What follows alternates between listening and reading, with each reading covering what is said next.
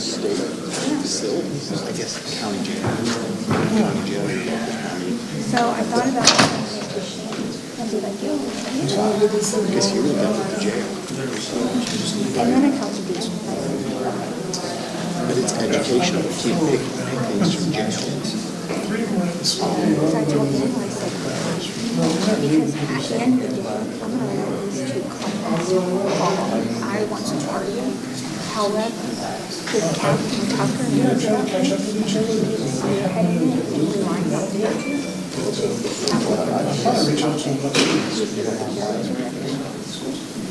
No. then I'm going to call David. Because I don't want to take it off of these clients who don't want to. So what happens if there's an emergency? So she reaches incapacity. There's a key around your neck. What is Deltona? They have to keep having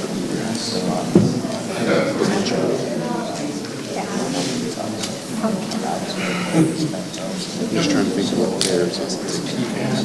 Once it releases it, but it can't be taken to the next thing. Yes, but I don't know if there's any.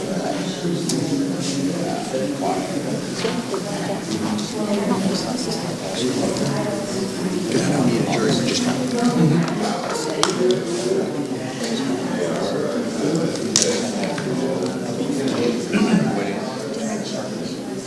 It's not educational unless they can get the occupancy changed. And then, Not the same we're again. not, this is where I think they can lose the argument. This is why I'm trying to play the devil's advocate. Occupancy is an education. I can't tell the same. Well, I take it back. The use of the room may not be. It is still education. They just keep they're trying to keep it moving. That use doesn't change occupancy classification. Oh, yeah. He's never, he was, oh, was he? Yeah, that's not.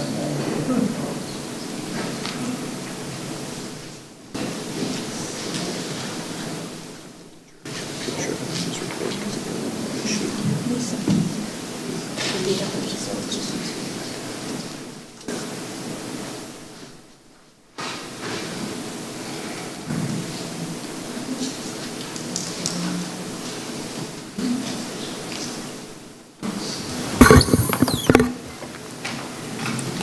Good.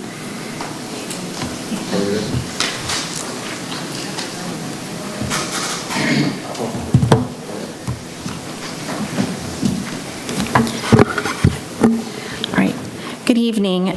My name is Kristen Ike. I am the Code Enforcement Special Magistrate for the City of Deltona, and I'm calling the Special Magistrate hearing of January 24th, 2024 to order. First thing on the agenda is the roll call, so I will have all of the code enforcement officers introduce themselves. Mark Gibson, Code Enforcement Supervisor. Danny Ron, Code Compliance Manager. Renee Kearney, Hearing Clerk.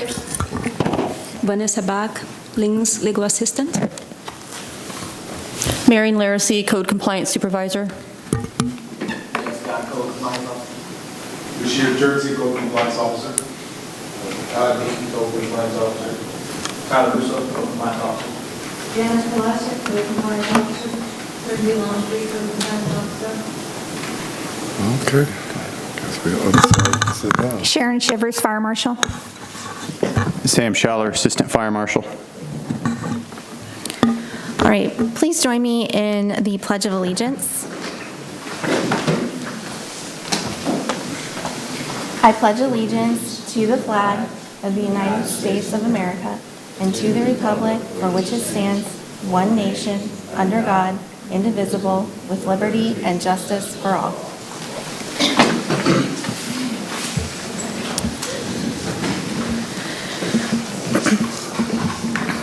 Next on the agenda is my statement about the hearing is going to run this evening, and I'm going to read this, so forgive me, but I don't want to forget anything. We are here tonight because the City of Deltona has contended that there are violations of the Deltona City Code that exist. This is a public meeting, which means that no general public comment will be accepted, but each of the respondents and the code enforcement officers here tonight, and any witnesses each of you call, will be able to present evidence to me regarding each case and the violations of the Deltona City Code that are being alleged.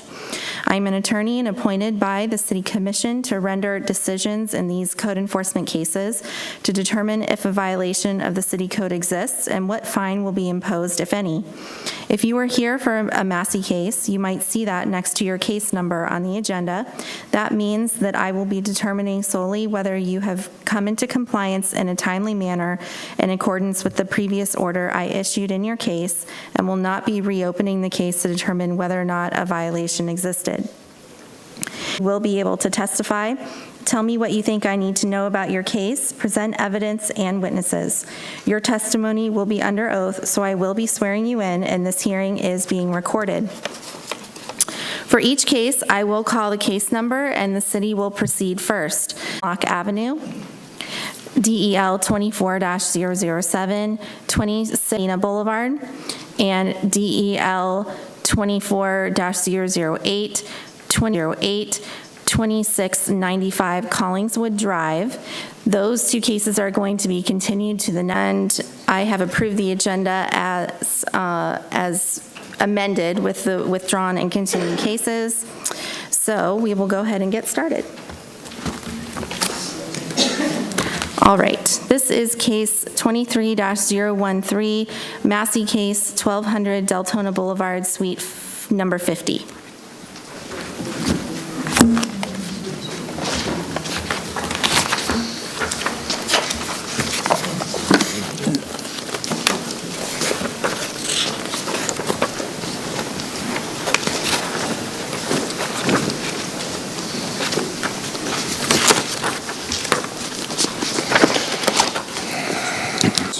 In addition, both notices were posted at City Hall and on the property at least 10 days prior to this hearing. All of the evidence in this case, including the photographs, the owner did not come into compliance within those 60 days and has been receiving a fine of $50 per day since November 30th, 2023. No permits have been issued, and the space is still in use with an educational occupancy. As of today, the property's accrued a fine of $2,000. And you've Educational occupancy. As of today, the property's accrued a fine of $2,000. And you've seen that it's still being used as an educational, is it, I believe, was it a charter school or? That's correct. Okay, it's still being used as a charter school. That's correct. Okay, and the other one was related to installing a fire alarm? That's correct. And that still has not been completed? That's correct. All right, thank you. The pictures that I have provided, unfortunately, I went there today. The building was full of students. I just took pictures of the exterior, which do show the suite number and the signage for the school itself. Okay. That's for a different case.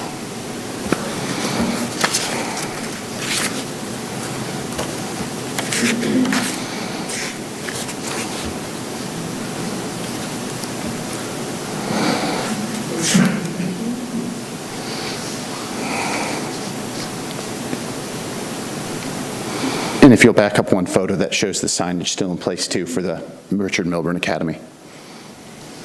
Okay.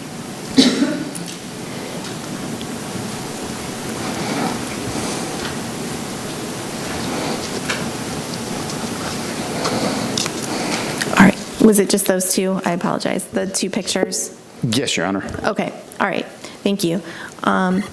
Sir, what would you like to tell me about the case? Back when we had the hearing in November, we immediately engaged an engineering and architect company to make the required application to make the corrections for this issue. They took 7 weeks to put together the information and submit it. After that, we got responses from the fire department and then the engineering department. is now just finishing up their answers to those responses. Unfortunately, this is a relatively small job as far as engineering companies are concerned, so we're kind of at the mercy of their schedule. We continue to drive forward this. I've been told last week that they have completed the responses to this and 2 other cases on the agenda tonight, and that they're waiting for the engineer to put their stamp on it and resubmit it. We're hoping for a little bit of relief from these fines. We understand the reasons for them, but we are taking this seriously and moving as fast as we can, but this is not something that I have a whole lot of control over in terms of the time that it takes the engineer to make his application and then make his responses. Okay, and I apologize, I forgot to ask you to state your name and yep. address for the record. Of course, I'm used to that. Michael Mather, and my address is 2837 County Road 776 in Webster, Florida, 33597. Okay, and for the city, do you have any response to the request for relief from the fines that have accrued at this point? Have you had a fire alarm contractor start the process to install a fire alarm? I can't answer that because that is actually under the jurisdiction of ART, but I will find that answer out and get that answer back to you tomorrow. Okay. I would have no comment on the fines except for them to continue. Yeah. Due to the fact that we do have a school operating with no fire alarm system. That's my biggest concern is for the safety of the students. Right. Okay. I'm in agreement with that. We did provide 60 days, and it is, a violation that needs to be corrected promptly. So I'm going to, did you have anything else you needed to add, sir? I guess I have no response to that. Okay. So. I'm going to go ahead and find that respondent in this case failed to correct the violation by the time specified in the special magistrate's prior order in this case, and the fine will be imposed as set forth in that order and will continue to run until the property is brought into compliance and an affidavit of compliance has been filed by the code inspector.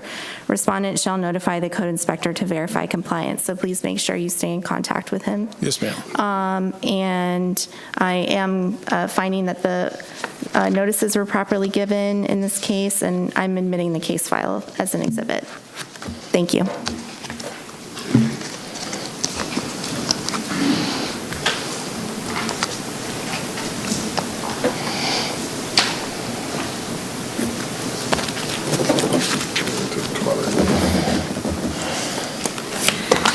Okay, we have now Fire 23-014, which is the Massey case on 1200 Deltona Boulevard, Suite 51.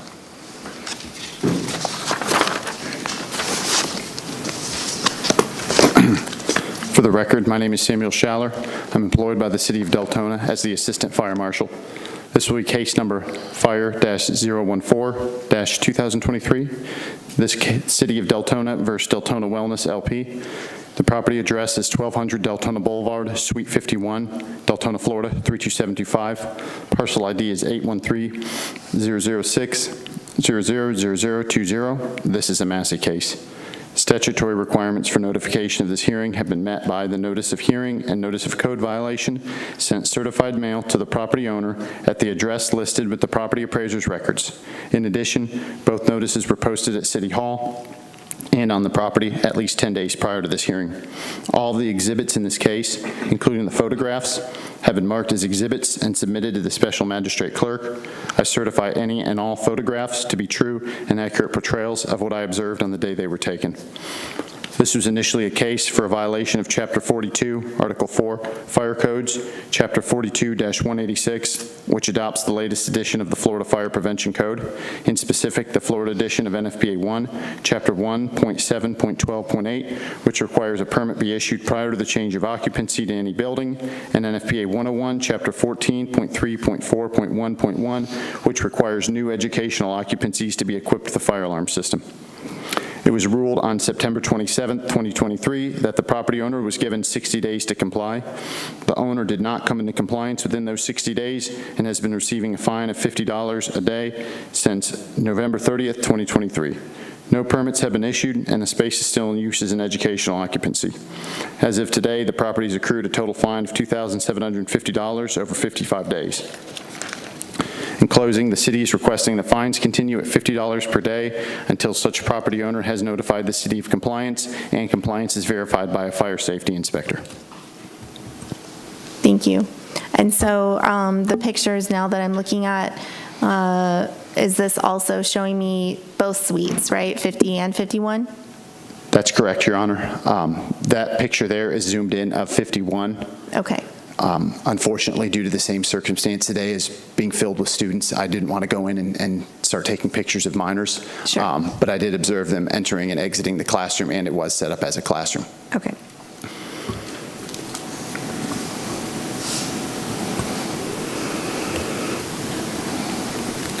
All right, sir. For the record, my name is Michael Mather, 2837 County Road 776 in Webster, Florida, 33597. My response is identical to the previous case. We've engaged an engineer. We're at their mercy. I don't know the answer about whether the fire alarm is an issue in that room, that space as well. I will look into that. My request is the same, and I'm quite confident their response is going to be the same. Yeah, Mr. Schaller, did you want to? I have the same responses before, Your Honor. Yes. Okay. All right. Thank you. I find that the notices were properly given in this case. I'm admitting the case file as an exhibit, and I find that respondent in this case failed to correct the violation by the time specified in the special magistrate's prior order in this case, and the fine will be imposed as set forth in that order and will continue to run until the property is brought into compliance, and an affidavit of compliance has been filed by the code inspector. Respondent shall notify the code inspector to verify compliance. Okay. All right, so then we have Fire 23-015, Massey, 1200 Deltona Boulevard. This is suites 52 through 56. For the record, my name is Samuel Schaller. I'm employed by the City of Deltona as the Assistant Fire Marshal. This will be case number Fire-015-2023, the City of Deltona versus Deltona Wellness, LP. The property address is 1200 Deltona Boulevard, Suite 52 through 56, Deltona, Florida, 32725. Parcel ID is 813-006-000020. This is a Massey case.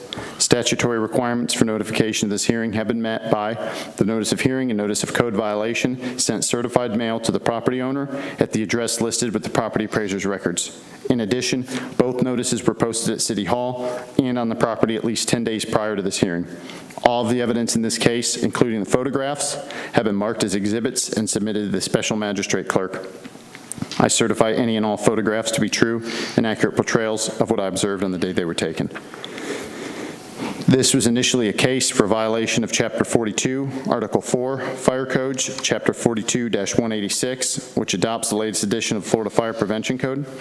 In specific, the Florida-specific edition of NFPA 1, Section 1.7.12.8, which requires plans to be submitted to the AHJ and a permit issued prior to the change of occupancy of any building. Section 1.7.12.10 of NFPA 1, which states no construction work shall proceed until the AHJ has reviewed the plans for compliance with the applicable codes and standards and the applicable permits have been issued.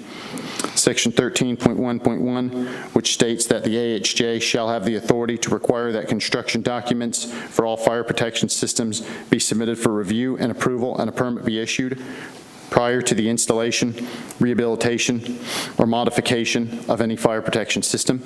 And Section 7.9.2.1 of NFPA 101, which states that emergency illumination shall be provided for a minimum of 1.5 hours in the event of a failure of normal lighting.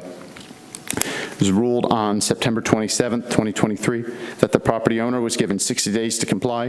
The owner did not come into compliance within those 60 days and has been receiving a fine of $100 per day since November 30th, 2023. As of today, the property has accrued a total fine of $5,500 over 55 days. In closing, the city is requesting that the fines continue at $100 per day until such property owner has notified the city of compliance and compliance is verified by a fire safety inspector.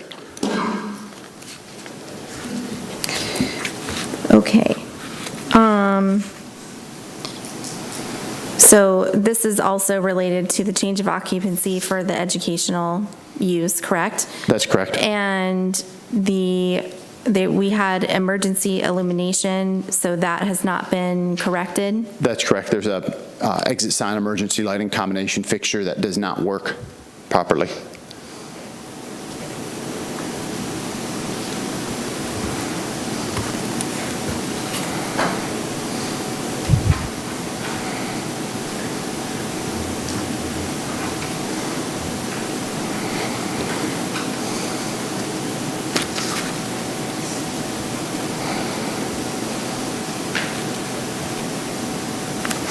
Okay.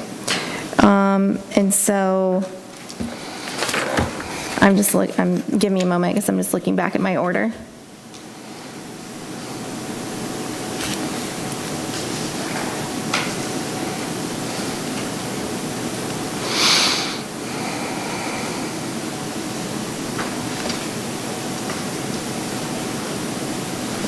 Okay.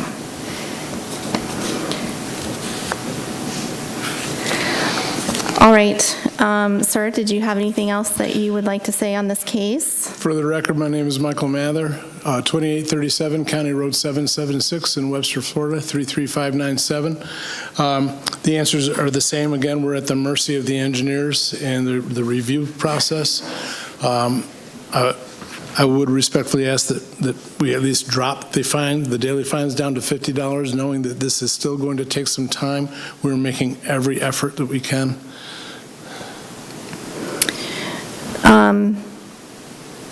Mr. Schaller, do you have a response to that? Is it the same situation? No progress has been made on getting the permit for the fire alarm system? To my knowledge, again, that's something the owner of the school was taking responsibility for, and I will have a conversation with them about that tomorrow. But largely, these cases are all kind of identical: change of use, fire alarm. So I would just ask that fine be reduced to $50 a day. That's all. I don't see why we would reduce it, seeing as the same violations are still outstanding as we've done with the previous cases. Yeah, I mean, we have the change of occupancy here as well as the illumination. But in these suites, there is a fire alarm system. That's correct. The fire alarm system was installed. It never received any acceptance testing because the permit expired prior to any inspections. So we could say that the devices are there, but whether or not the devices actually work and were installed in accordance with NFPA 72, I don't think anyone in here could speak for that, unfortunately. And that's related to the permits that you're asking for? That's correct, the reissuance of the fire alarm permit. We also had the fire door put in without a permit. It's in one of the pictures here. It looks like the work was never finished, which also creates the issue of the fire barrier was actually completely opened. We see here, and then we have the incomplete firewall separating the school from the dry cleaner next door where the permit expired and never received any final inspections. I would like to say that the firewall itself has received final inspections. The fire door, we submitted a amendment to the permit to accept the fire door too, and we were told that there was one omission on that. That'll be corrected tomorrow, but the firewall is complete and inspected. Okay. Well, I mean, the date of compliance was November 30th. I understand. So, I do understand that. Yeah, and I mean, this is for 4 different suites as well, whereas the previous ones also were 1 suite each. So I'm not inclined to reduce the fine. I took that into account at the initial hearing when I set what the fine would be. In respect, I feel like it really is 1 suite because my recollection is that light is in that suite and this is all related to suite 56. Even though that school is contiguously 52 through 56, I would just hope that you understand that we are pedaling as fast as we can, and $100 is just, under the circumstances, is difficult for us.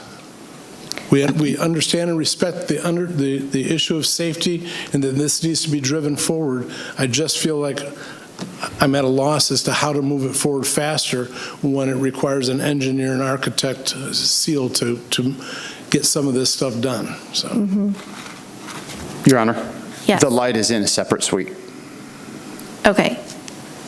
When I'm reading 52 through 56, is that, I mean, is it 4 separate suites, or, It's four separate suites that have had doors, added to let them intermingle between them now. Yeah, all right. Like I said, I'm not inclined to reduce the fine, so I am going to find that the notices were properly given here in this case. I'm admitting the case file, and I find that respondent in this case failed to correct the violation by the time specified in the special magistrate's prior order in this case, and the fine will be imposed as set forth in that order and will continue to run until the property is brought into compliance and an affidavit of compliance has been filed by the code inspector. Respondent shall notify the code inspector to verify compliance. Next one.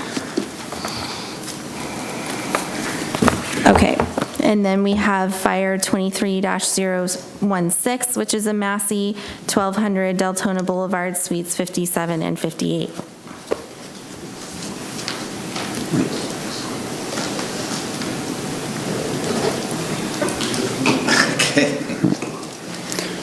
For the record, my name is Samuel Schaller. I'm employed by the City of Deltona as the Assistant Fire Marshal.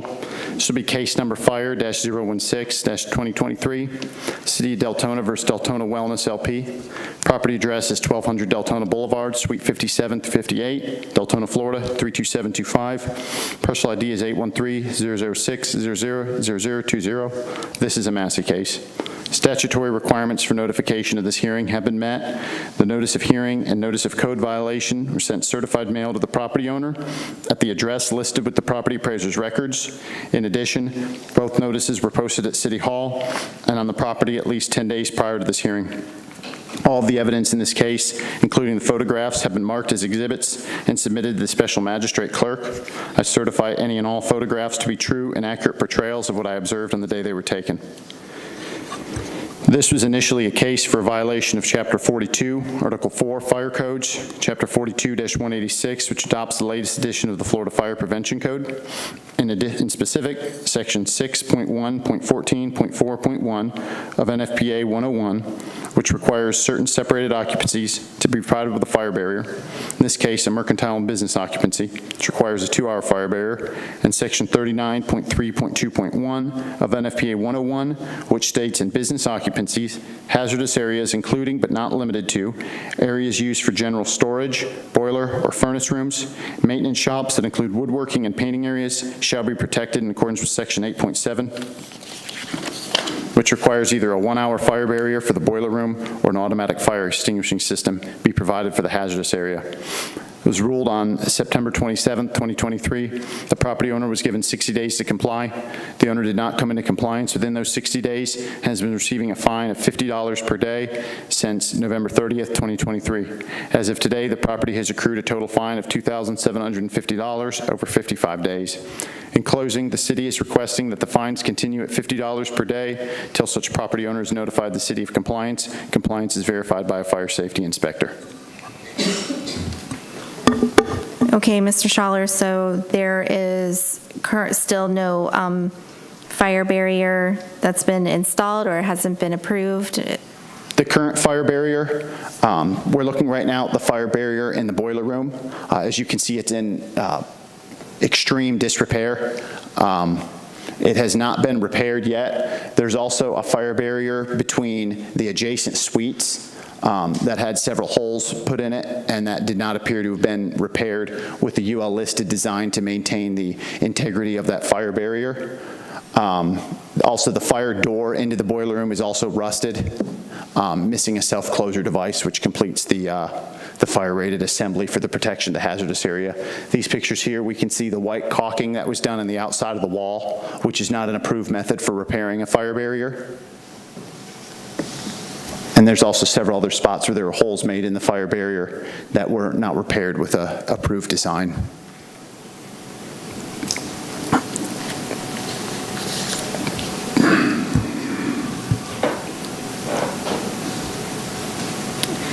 Okay. All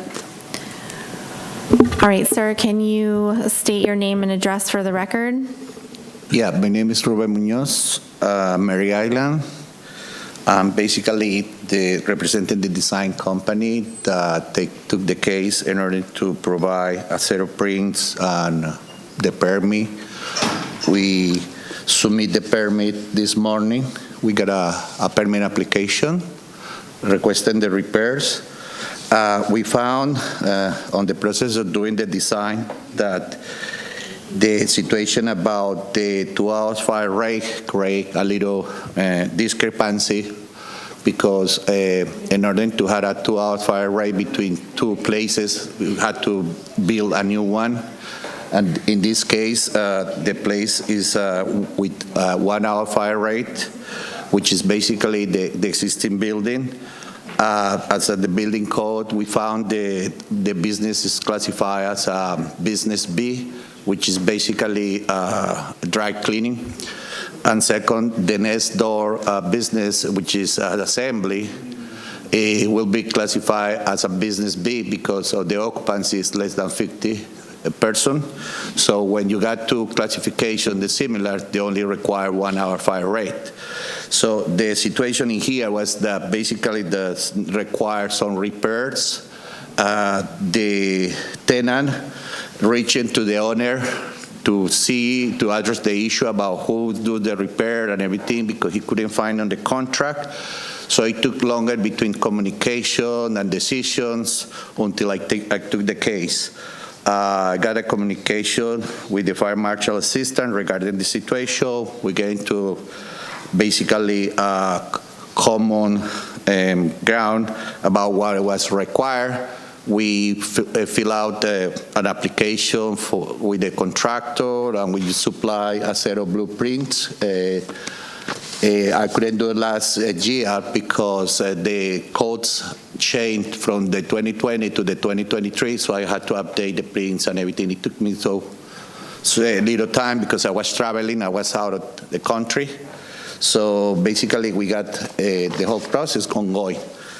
I think the desire of the tenant, since basically the owner may don't be involved or don't want to be involved, and it's going to be an issue, maybe to waive the fines, since we're working on the process. I've been working since December with the fire marshal assistant, and it's just a matter of a process that took us too long. That's it. But we've been driving the issue. So the idea is like when we get the permits, he basically the contractor is going to do the repairs based on the approval. But we just waited for the building department to give us the okay and the approval of the permit. Okay, so I want a couple of things that you said. So are you saying that there was the two occupancies were the same and therefore there wasn't a needed fire rating? To clarify. Fire rated wall? To clarify, the corrective action that was submitted with the letter that is stated by the Third Fire Department, there was a required that 2 hours fire rate was supposed to be repaired. And actually, there was no 2 hour fire rate. So in order to make that 1 hour fire rate to 2 fire rate, it required like a construction. So at this point, based on the classification and everything, there's only 1 hour fire rate required, which is existing, except that is in this repair. So it needs to be repaired properly. So what we submit here on the set of prints is how to be repaired and where it need to be repaired and the methodology to be repaired. Okay, so you're not disputing that it needs to be repaired? No, it has to be repaired, of course. Right. And the picture showed that there's some decay on the property and everything by the use, like the door need to be cleaned, the boiler room need to be repaired, but you cannot repair without the permit. But we had to clarify because a 2 hour fire rate require a main construction. A 1 hour fire repair just require repair. Okay. And now that's been clarified? I'm asking. Did you look in the Florida Fire Prevention Code as well for your fire separation requirements? Correct. So Florida Building Code and Florida Fire Prevention Code actually differ. Yes, I confirm both if I could about finish. the In Florida statute 553, it states that you have to go with the most stringent code whenever there's a dispute between the two codes. Florida Fire Prevention Code, Chapter 6 of NFPA 101, actually requires 2 hours rating between business and mercantile. So the occupancy classification for next door, which was the former Crab Shack, under the Fire Prevention Code falls under a mercantile occupancy, not business. I understand the building code falls under business, but we have to go with the most stringent code, which makes it mercantile, which creates the requirement for the fire separation, which is why it was there, and hence why we're here today and why it needs to be repaired. Okay, just a little bit comment about regarding that. This is one of the issues that happened. The laundromat was before the mercantile. So the mercantile is still operating, and then they reopen as a mercantile. So if the mercantile is going to open a business, he's the one that's supposed to fix his building or his section instead of the one existing. It's like, I'm here, my neighbor just built a house, and now I had to fix my house because the neighbor did something different. Mm-hmm. So this is the kind of conflict we've been through, and that's why it's taking so long, mm-hmm. because it's the discrepancy. I did verify, but I'm not certified fire inspector, so I cannot guarantee you that this is, so I had to respect his opinion, and of course, he had a point in there. But when we get into this point about doing the repair and everything, we had this conversation, and he agreed about, we just treat it as a 1 hour fire rate. Well, ultimately, it's the property owner that's responsible for making sure that the fire rated, correct, the correct fire rated wall is installed. So, and that's who the case is against, is the property owner. The property owner, yes. And the concern here about the tenant is his business can be affected because if you close the business because of any reason or something like that. So this is the situation. And I just want to make sure I understood as well. Did you say that you submitted your permits today or yesterday? Today. Okay. In the morning, yeah. Okay. And the date of compliance, excuse me, that I ordered was November 30th. So today is when the permits were submitted? Yes. Okay. All right. Was there anything else you needed to add?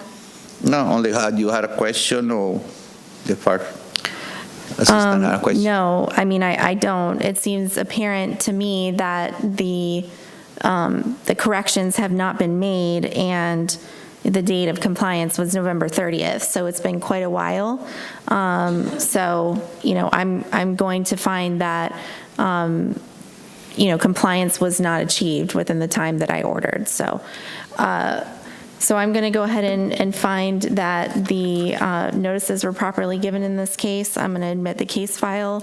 I find that respondent in this case failed to correct the violation by the time specified in the special magistrate's prior order in this case, and the fine will be imposed as set forth in that order and will continue to run until the property is brought into compliance and an affidavit of compliance has been filed by the code inspector. Respondent shall notify the code inspector to verify compliance. Thank you.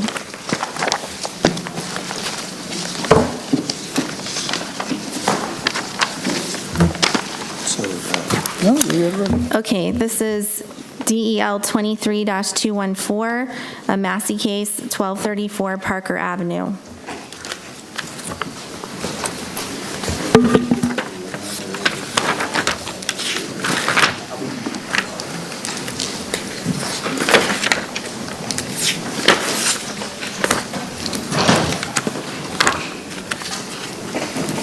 Good afternoon. My name is Jersey. I'm employed by the City of Deltona as a code compliance officer. This will be Massey case number DEL 23-214, City of Deltona versus San Luis Jose Orlando Ortiz. The property address is 1234 Parker Avenue. Parcel ID. Parcel ID number is 813028110210. Statutory requirements for notification of this hearing have been met by the notice of hearing and notice of code violation being sent certified mail to the property owner at the address listed with the property appraiser's records. In addition, both notices were posted at City Hall at least 10 days prior to this hearing. All evidence of this case All of the evidence in this case, including the photographs, have been marked as exhibits and submitted to the special magistrate clerk. I certify any and all photographs to be true and accurate portrayals of what I observed the day they were taken. It was ruled on October 25th, 23, that the property was in violation and a fine in the amount of $1,550 was imposed and has been accruing at a rate of $50 per day since. The property owner, Mr. Ortiz, did not appear at either hearing. On December 7, 23, Mr. Ortiz had reached out to the city of Deltona claiming that the roof was not new and that only the trim and fascia were replaced, and gave the city permission to have the roof inspected. A city building inspector was sent to the property and determined that the roof was indeed not replaced and that only a new roof trim and fascia were installed, which do not require a permit. As a result of the new findings, the city would like to dismiss all the fines imposed on the property. Okay, so did we already issue, this was already a Massey case? Correct. And I already issued an order, and it's been recorded at this point? Yes, ma'am. Okay, and can you explain why the trim, if he did change the trim and fascia, why would that not require a building permit? Because permit is only required if the shingles and roof is replaced, but not the trim. The side trim that goes all around the house does not require a permit. Okay. It's a change to a structure.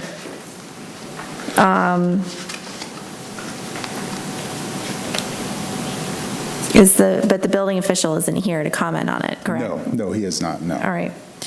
Have you conferred with the building official on this? Yes, of course. Okay, Yeah. and he's in agreement that no Yes. permit was required for that work? Yes, ma'am. Okay. Okay, sir, you want to state your name and address for the record? Yes, it's Jose Ortiz. My address is 2176 Vance Road, Deltona, Florida. Okay, did you want to comment on anything that's No. been? Okay. If the building official's opinion is that no permit was required, then what I can do is issue another order that would rescind the prior one, and then the fine could be released, essentially. So I'll have to create that, but we'll take care of that and make sure that the fine gets released. Okay. Okay? Okay. All right. Thank you, sir. Thank you. Thank you.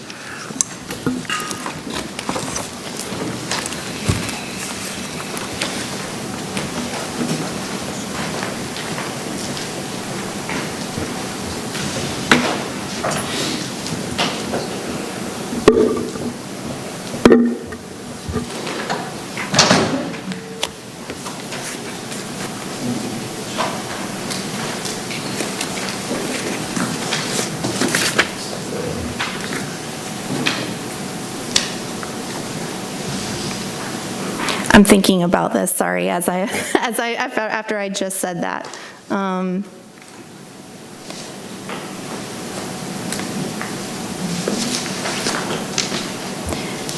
My problem is, what I'm thinking about is that since the lien has been recorded, typically that requires the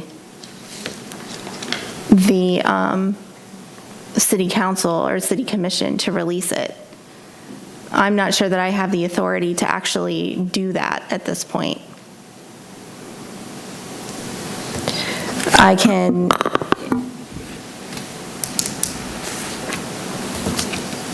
but it really, sorry, I'm thinking through this as No, I I'm sitting understand. here. So, I can issue an order.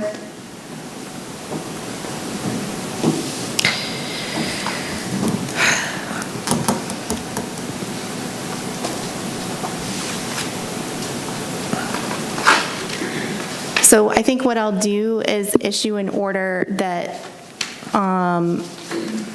rescinds the prior findings of fact, but you may need to present that or put it on the consent agenda for approval by the city commission to actually release the lien and Understood. record that. And we'll do that. Okay, all right, that's what we'll do. Thank you, ma'am. Thank you.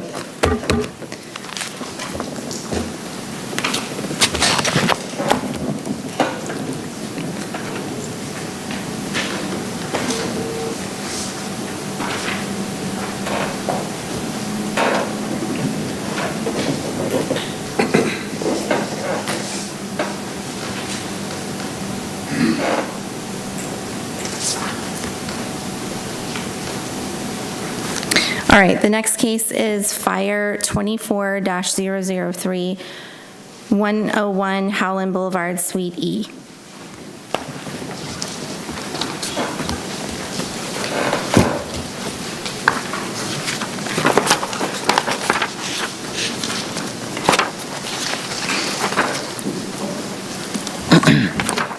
Good evening. For the record, Good evening.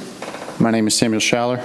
I'm employed by the City of Deltona as the Assistant Fire Marshal. This will be case number Fire-24-003, City of Deltona versus Walmart Stores East LP.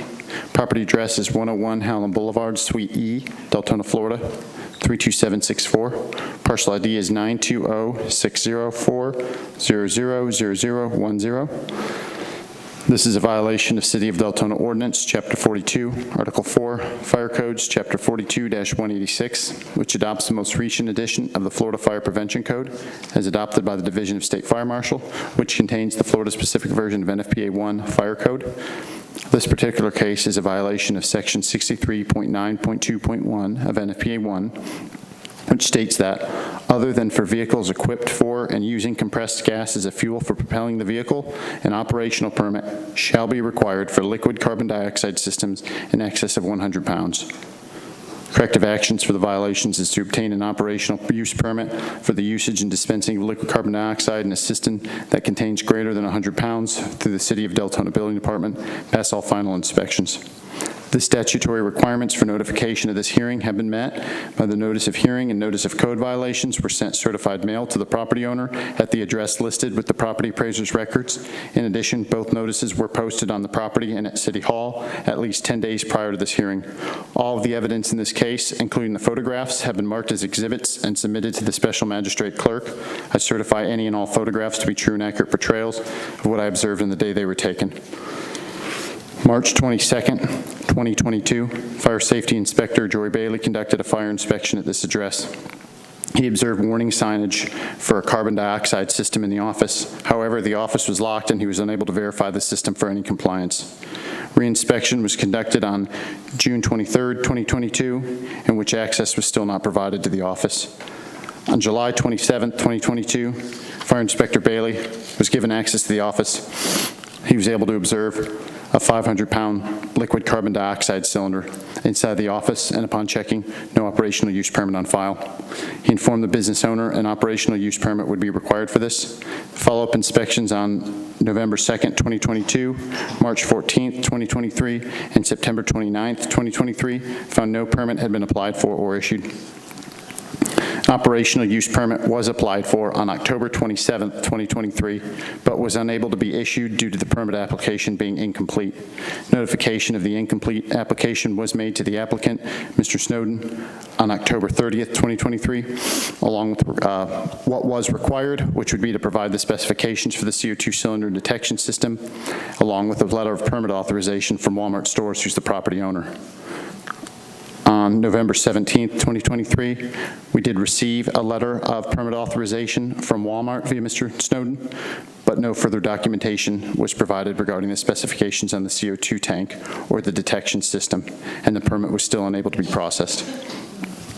Walmart Stores representative, fire protection engineer James Birchfield, made contact with myself on January 16th of this year regarding the requirements to correct the code violation, which I informed him.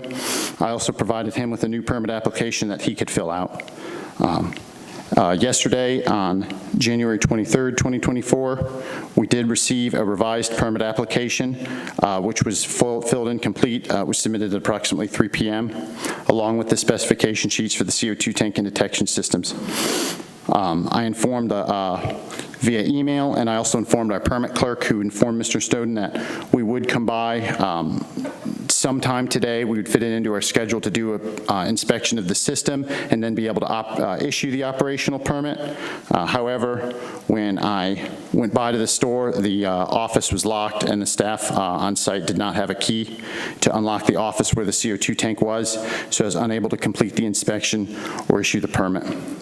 In closing, the city would like to request 30 days for the property to come into compliance with the remainder of violations, or a fine of $20 per day until such time that the property owner has notified the city of compliance.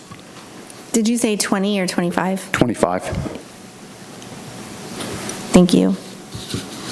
Okay, and were you able, you stated that the operational permit is required if it's in excess of 100 pounds? That's correct. Are you able to verify that that is the case here? On the permit application, it states 500 pounds is what's being declared is in there. Okay. Also, with the type of systems that I observed set up, it can really only be used with liquid carbon dioxide, and liquid carbon dioxide never comes in any type of cylinder less than 100 pounds. Okay.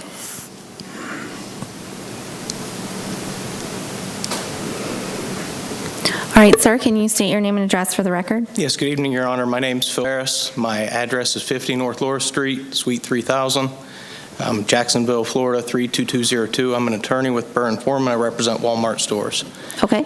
So Mr. Snowden, who's the operator of Subway, is not a party to this matter. Walmart's the only named party in this.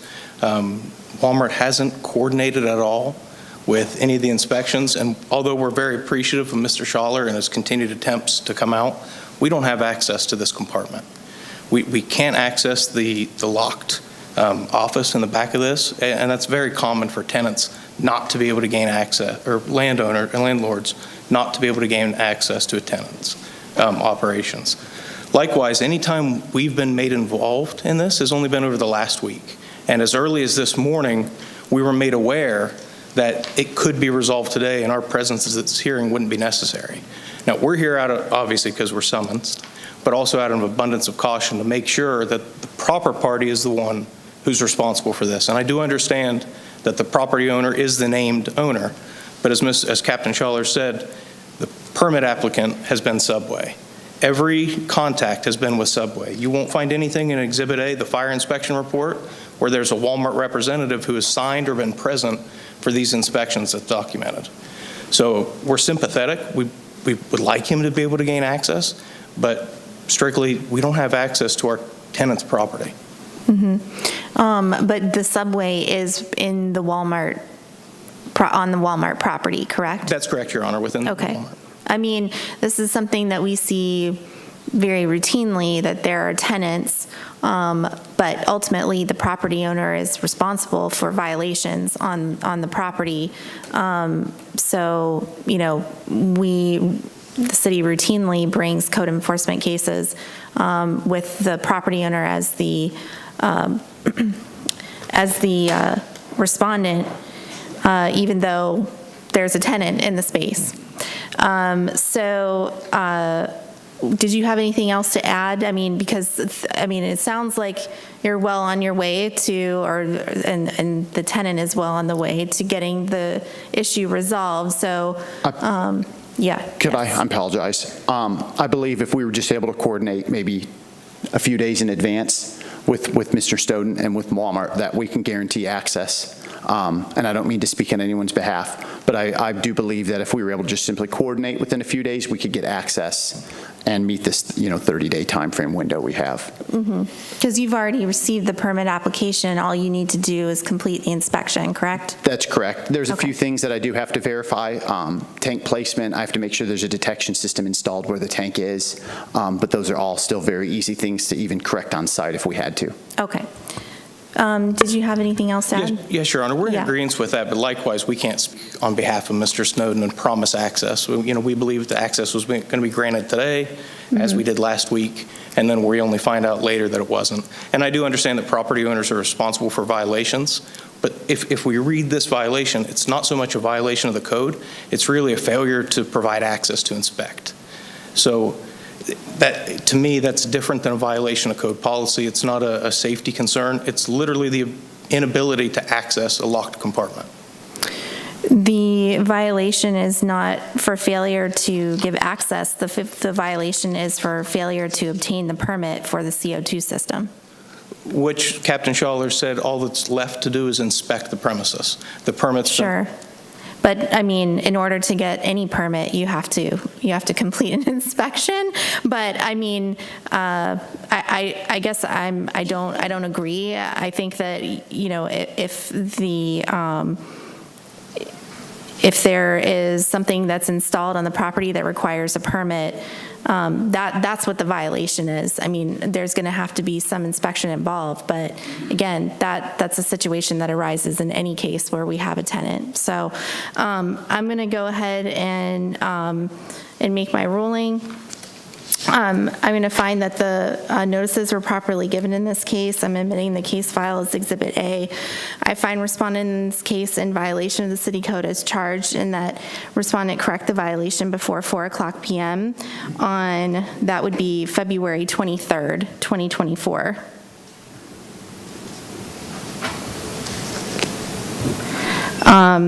In the event respondent does not comply with this date, a fine in the amount of $25 per day will be imposed for each day the violation continues past the aforestated date. Respondent is further ordered to contact the code inspector to verify compliance with this order. So I suggest that you stay in contact with Mr. Schaller, and, you know, I don't know what the lease looks like, but presumably there's some right of entry there to make sure you have proper inspection. So I appreciate it. Thank you. Thank you.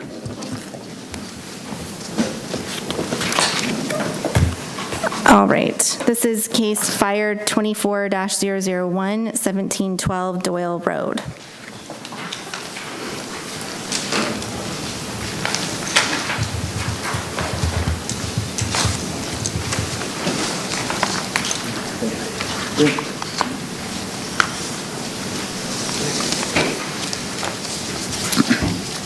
Good evening. For the record, my name is Samuel Schaller. I'm employed by the City of Deltona as the Assistant Fire Marshal. This will be case number fire-24-001, City of Deltona versus Circle K Stores, Inc.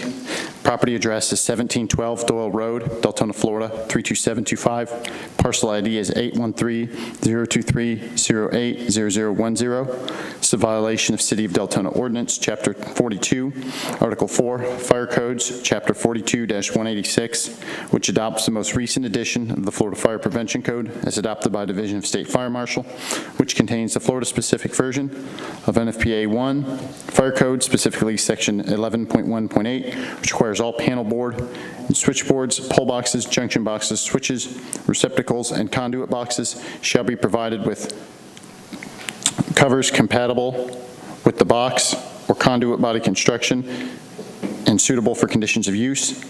And Section 1.7.12.10, which requires a permit be issued by the authority having jurisdiction prior to any construction work occurring in a building. Corrective action for said violations is to provide a protective covering for the openings on the inside of the electrical panel and obtain a permit for the installation of the new cooking appliances.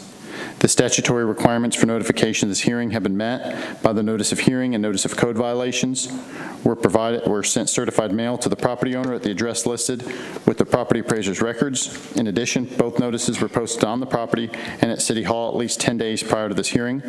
All of the evidence in this case, including the photographs, have been marked as exhibits and submitted to the special magistrate clerk.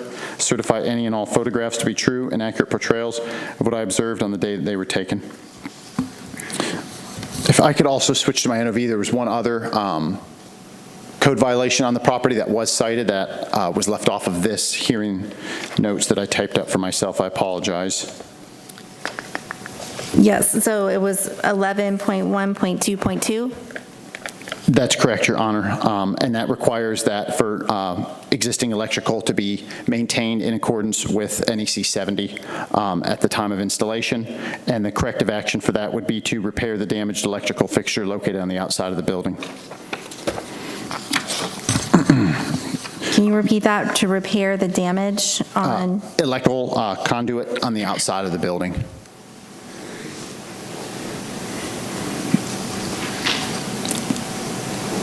Okay. Do you have pictures that you want to walk through? I do. If I could just walk you through a quick narrative, too, I apologize. Yes. On July 5th, 2023, Fire Safety Inspector Joy Bailey conducted a fire inspection at this address. Among several other violations, which have since been corrected, he observed an opening inside of the electrical panel for the store, which was missing a protective cover.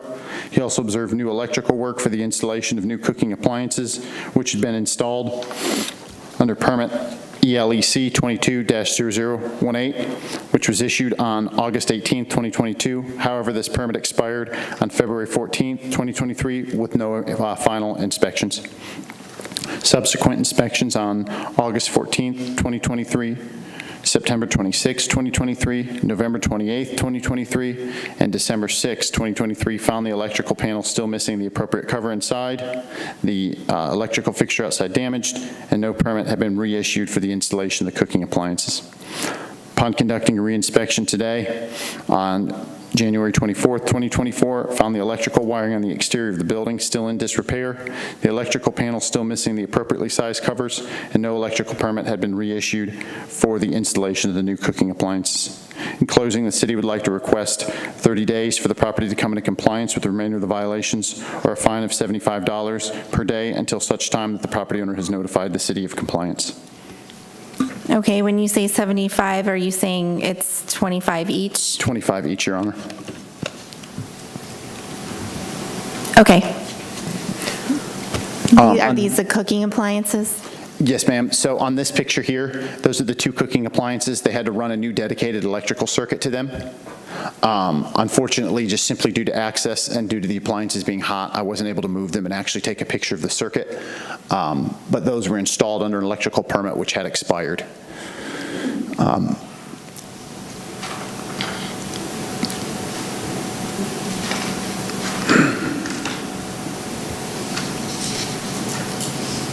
Okay. And then the next picture, this is the electrical panel, one of the electrical panels for the store. It had several breakers missing, so it would have the opening into the inside of the electrical panel, which requires an appropriately sized cover. It was missing a cover altogether. As of my inspection today, a cover was provided, but if we look over to the right, down in the bottom right half, the spacer provided is not the appropriate size, so there still remains an opening inside of the electrical panel. And then this is an electrical fixture, some type of junction box that goes to the air compressors on the outside of the gas pumps. Right there on the bottom right, the conduit has become separated from the body of it, and there's exposed electrical wiring.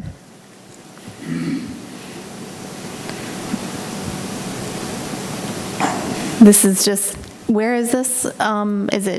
Is it like outside of the, this is a Circle K store, are there gas pumps? Your Honor, so yes, Your Honor. So you know how you have the gas pumps and then the vacuums? Mm-hmm. This is the power that's run to the vacuums. Okay. And if we see here where the flexible conduit is that's coming out of the ground, it's separated from the semi-rigid conduit, and then there's the exposed electrical wiring right there, the green, the black, and the white wiring.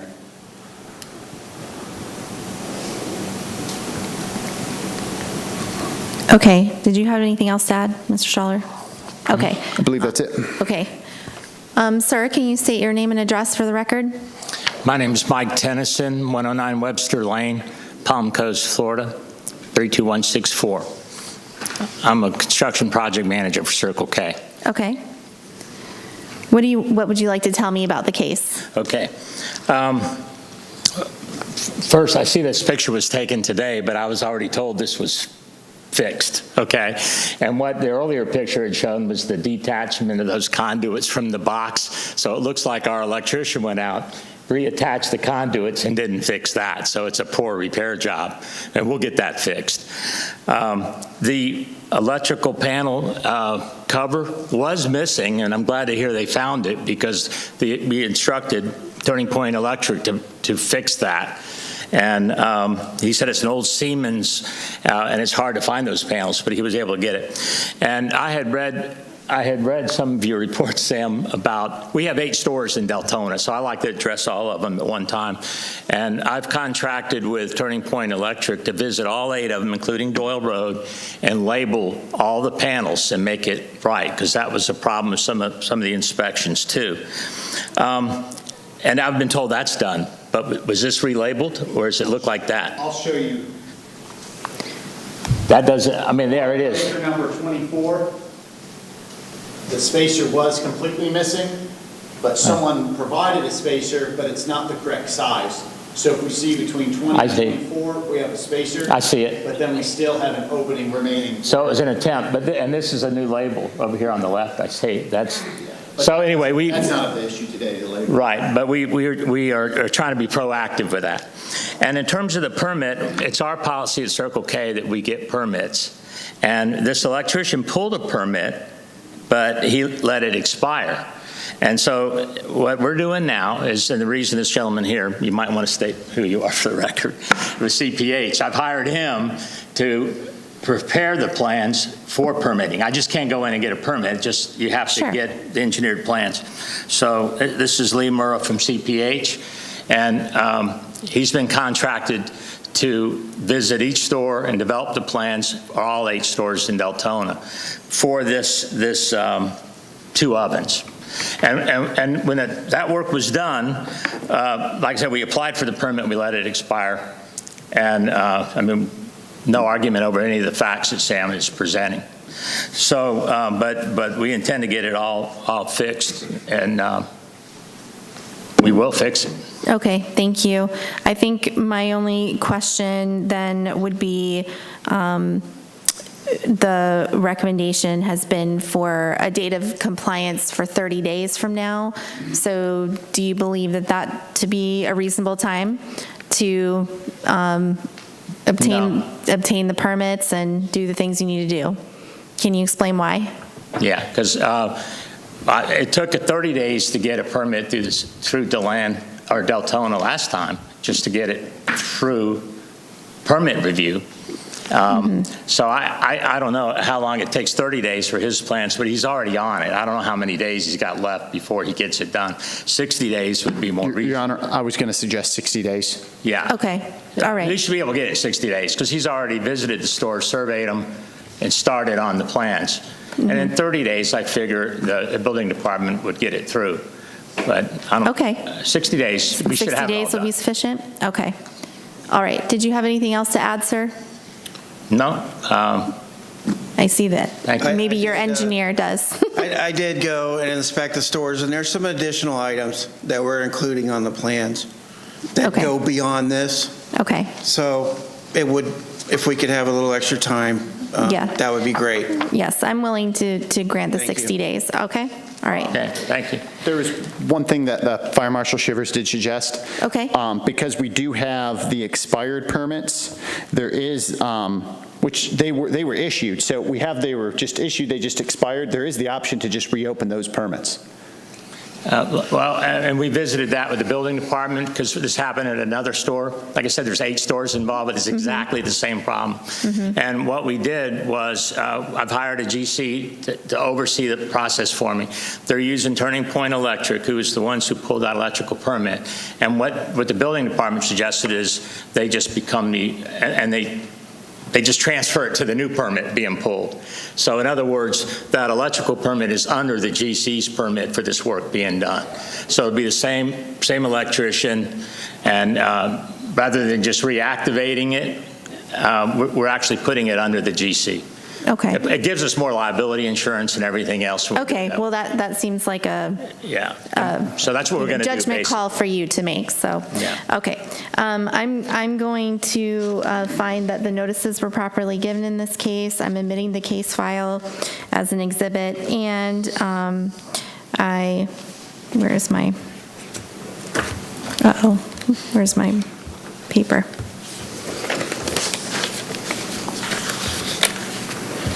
I like to read my order.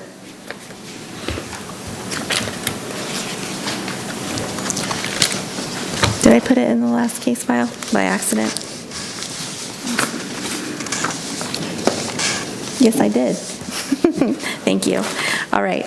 I find respondent in this case in violation of the city code as charged, and that respondent correct the violation before 4:00 p.m.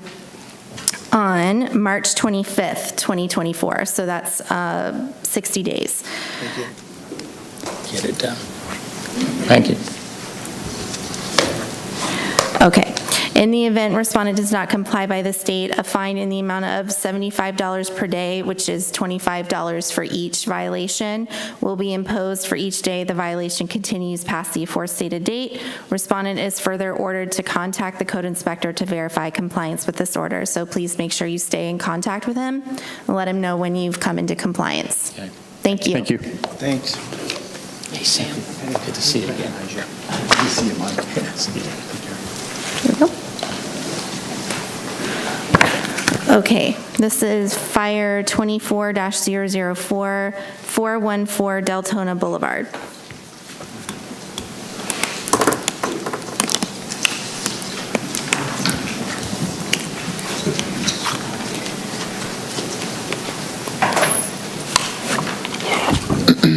Good evening. For the record, my name is Samuel Schaller. I'm employed by the City of Deltona as the Assistant Fire Marshal. This will be case number Fire-24-004. The City of Deltona versus Waffle House, Inc. Property address is 414 Deltona Boulevard, Deltona, Florida, 32725. Parcel ID is 900109000020.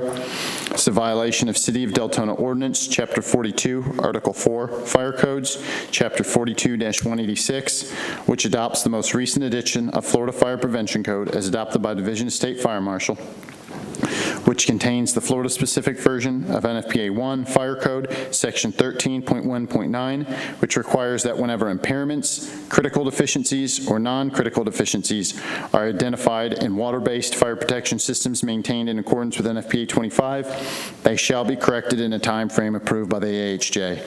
Corrective action for said violations is to repair all deficiencies to fire sprinkler system and fire sprinkler system backflow preventer by a licensed fire protection contractor and provide documentation of repairs to Fire Safety Division.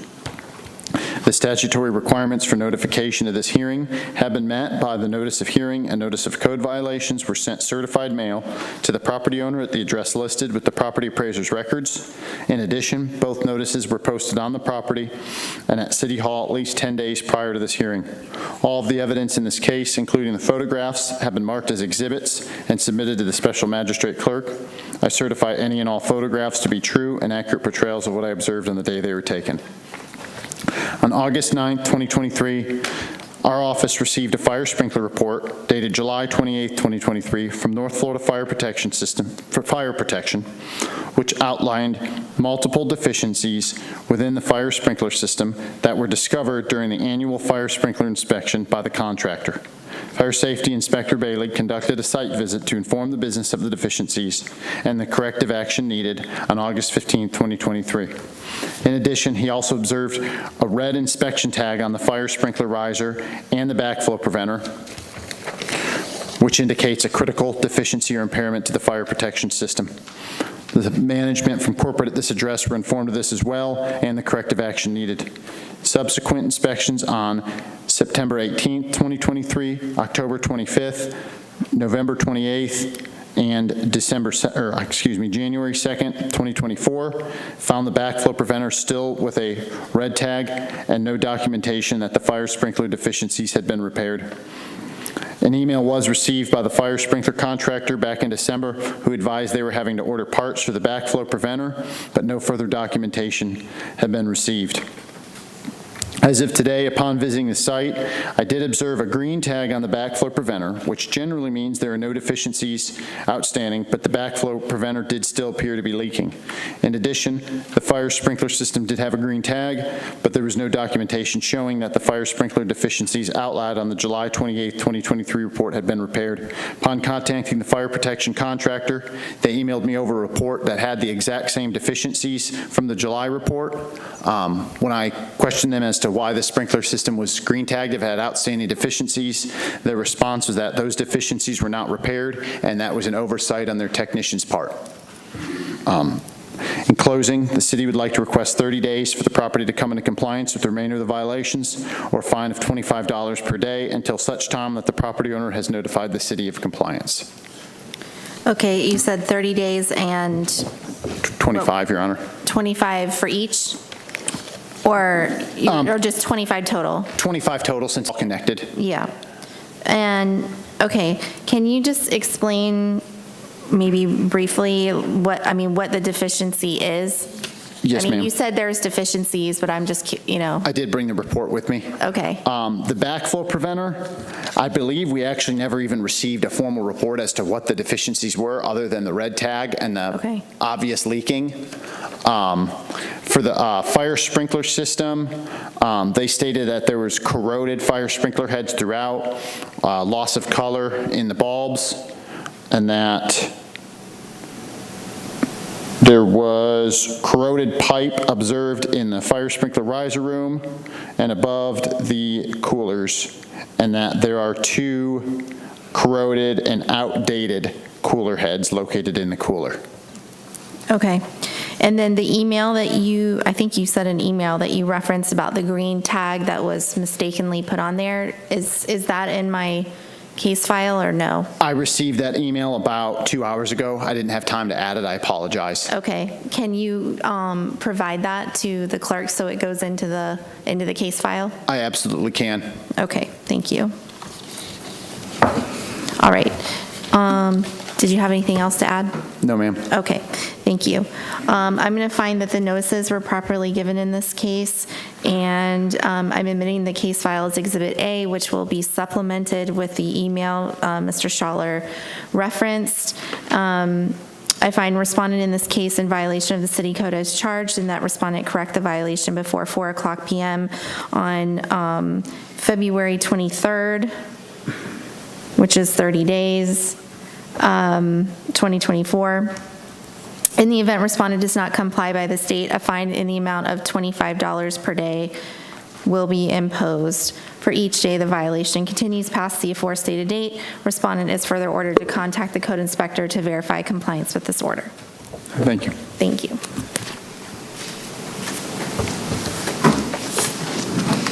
A big one. All right. This is case 23-232, Massey, 1258 East Fowler Drive.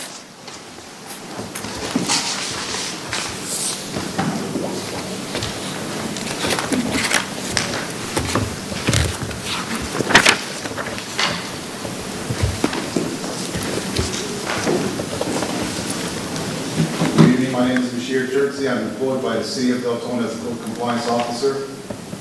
This will be a massive case number DEL 23232, B, C, and D. The City of Deltona versus HBA3 Acquisitions 1 LLC. The property address is 1258 East Fowler Drive, Deltona, Florida 32725. Parcel ID number is 81 30 10 19 0430.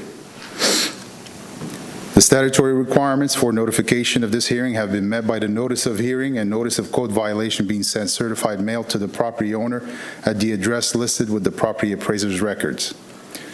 In addition, both notices were posted at City Hall at least 10 days prior to this hearing. All of the evidence in this case, including the photographs, have been marked as exhibits and submitted to the special magistrate clerk. I certify any and all photographs to be true and accurate portrayals of what I observed on the day they were taken. It was ruled on November 29, 2023 that the property owner was given 40 days to comply. The owner did not come into compliance within those 40 days and has been receiving a fine of $150, $50 for each violation per day since January 8, 2024. As of today, the property has accrued a total fine of $2,250 over a period of 15 days. The city is requesting that the fines continue at $150 or $50 for each violation per day.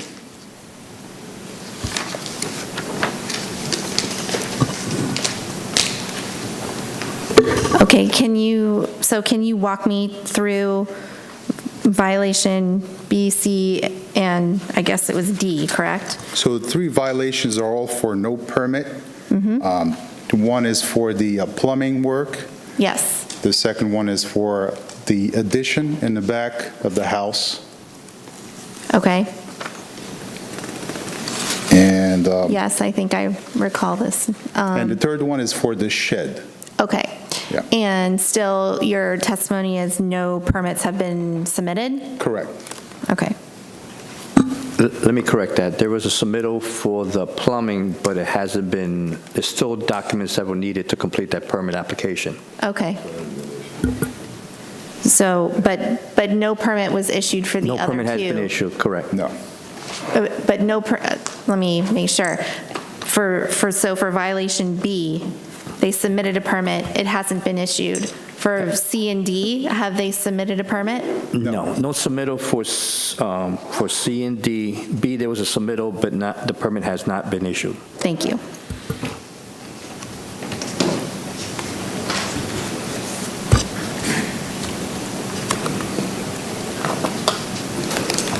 Okay. I find that the notices, well, wait, let me get the notice of hearing.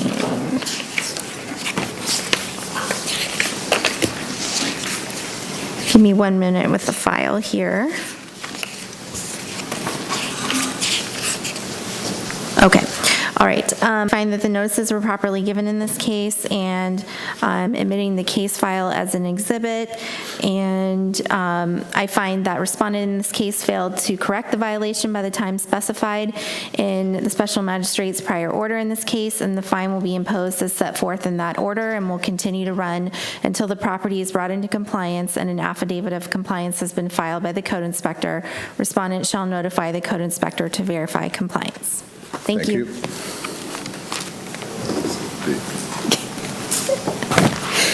All right, this is 23-237, Massey, 1479 East Hancock Drive.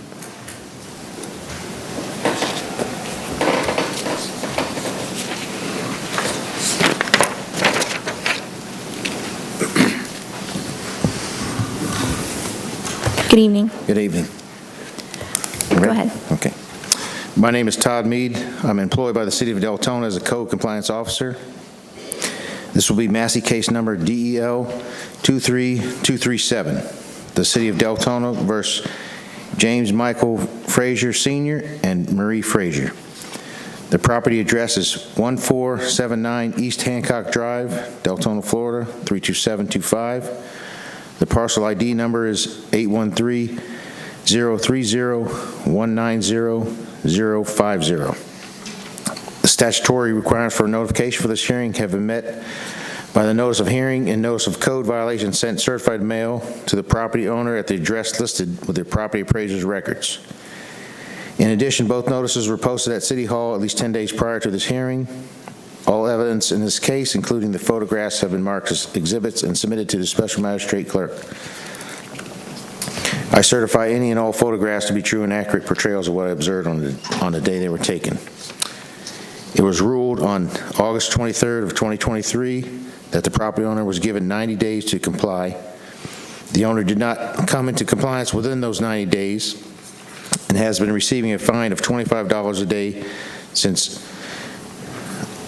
November 22 of 2023. As of today, the property has accrued a total fine of $1,600 over 64 days. The city is requesting the fines continue at $25 per day. Okay, and so this was a case for failure to obtain a permit, and they needed to obtain a permit for the door. Yes, okay, so they basically took what was a garage door and then put like an ingress-egress door, correct? Correct, and it was noted that they have enclosed a garage, maybe possibly making some living quarters that didn't specify that they need a permit to either address the door and the siding or the total enclosure, what's going on inside the garage. Okay, thank you.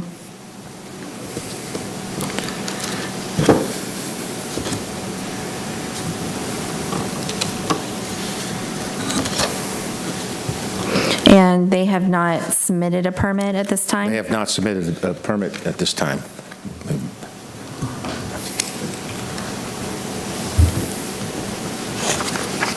Okay. I find that the notices were properly given in this case. I'm admitting the case file as an exhibit, and I find that the respondent in this case failed to correct the violation by the time specified in the special magistrate's prior order in this case, and the fine will be imposed as set forth in that order and will continue to run until the property is brought into compliance and an affidavit of compliance has been filed by the code inspector. Respondent shall notify the code inspector to verify compliance. Thank you. All right, thank you.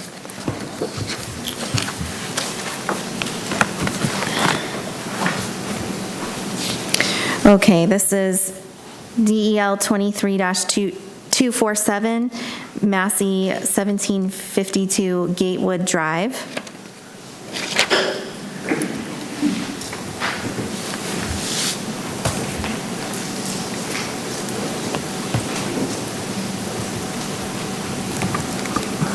Good evening. Hi.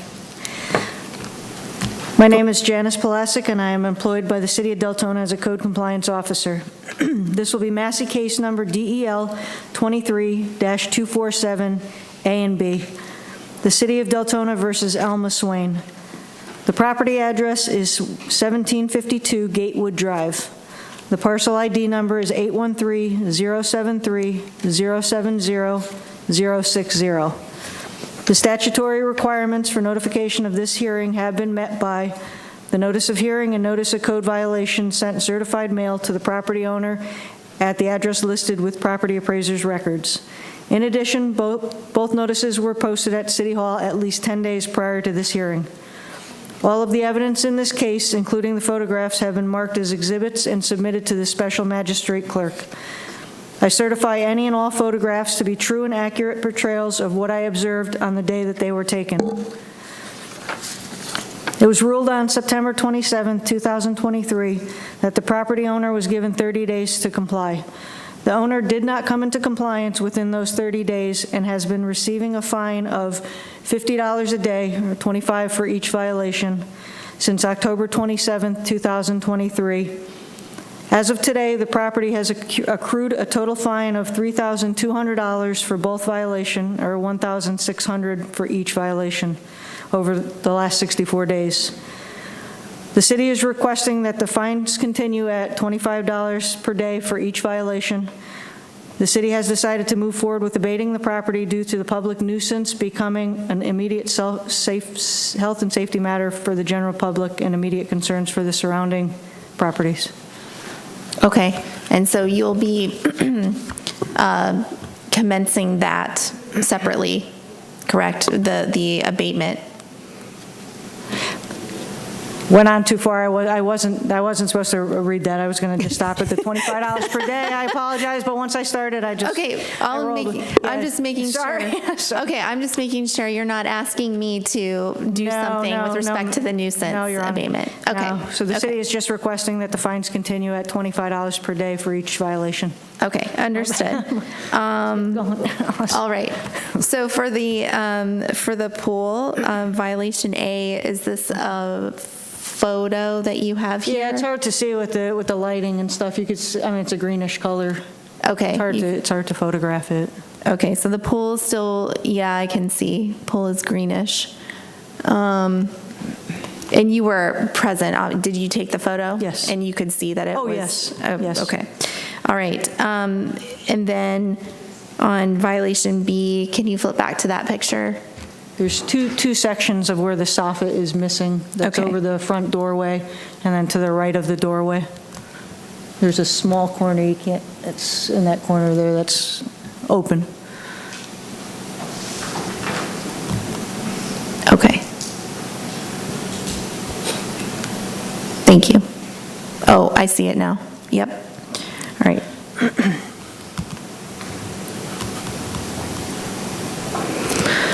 Okay. I find that the notices were properly given in this case. I'm admitting the case file as an exhibit, and I find the respondent in this case failed to correct the violation by the time specified in the special magistrate's prior order. In this case, and the fine will be imposed as set forth in that order, and will continue to run until the property is brought into compliance and an affidavit of compliance has been filed by the code inspector. Respondent shall notify the code inspector to verify compliance. Thank you. Thank you.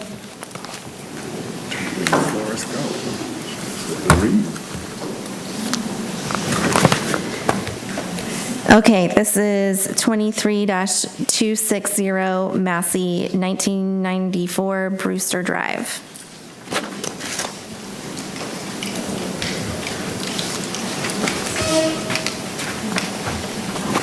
Good evening. Good evening. My name is Lindsay Longstreet. I am employed by the City of Deltona as a code compliance officer. Can you speak up just a little bit? Sorry. My name is Lindsay Longstreet. I am employed by the City of Deltona as a code compliance officer. This will be Massey case number DEL 23-260. The City of Deltona versus Eli Jr. Blanton and Cynthia Hadley. The property address is 1995 Brewster Drive, Deltona, Florida 32738. The parcel ID number is 813-053-250110. The statutory requirements for notification of this hearing have been met by the notice of hearing and notice of code violation sent certified mail to the property owner at the address listed with property appraiser's records. In addition, both notices were posted at City Hall at least 10 days prior to this hearing. All evidence in this case, including the photographs, have been marked as exhibits and submitted to the special magistrate clerk. I certify any and all photographs to be true and accurate portrayals of what I observed on the day they were taken. It was ruled on October 25th, 2023, that the property owner was given 60 days to comply. The owner did not come into compliance within those 60 days and has been receiving a fine of $50 a day since December 29th, 2023. As of today, the property has accrued a total fine of $1,350 over 27 days. In closing, the city is requesting that the fines continue at $50 per day. Okay, so this was for the exterior of a structure. The roof in disrepair. The roof in disrepair. And this is today's picture here where we still have what? They still have the tarp here. Mm-hmm. They've done some kind of patchwork, and then there's another photo on the other side of the roof where there's another tarp and still some patchwork on the other side. Yeah. Okay.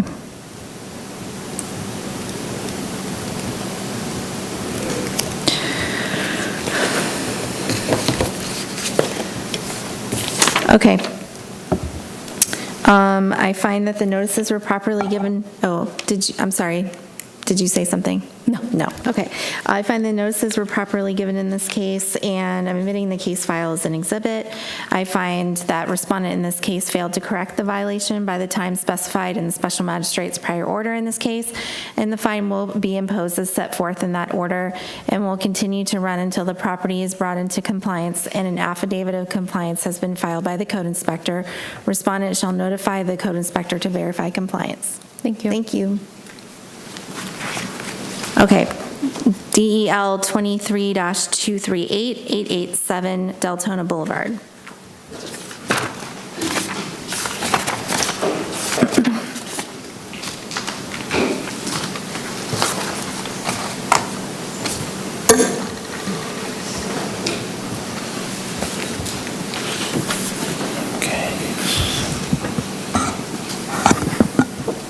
Go ahead. Okay. My name is Todd Mead. I am employed by the City of Deltona as a code compliance officer. This will be case number DEL 23238.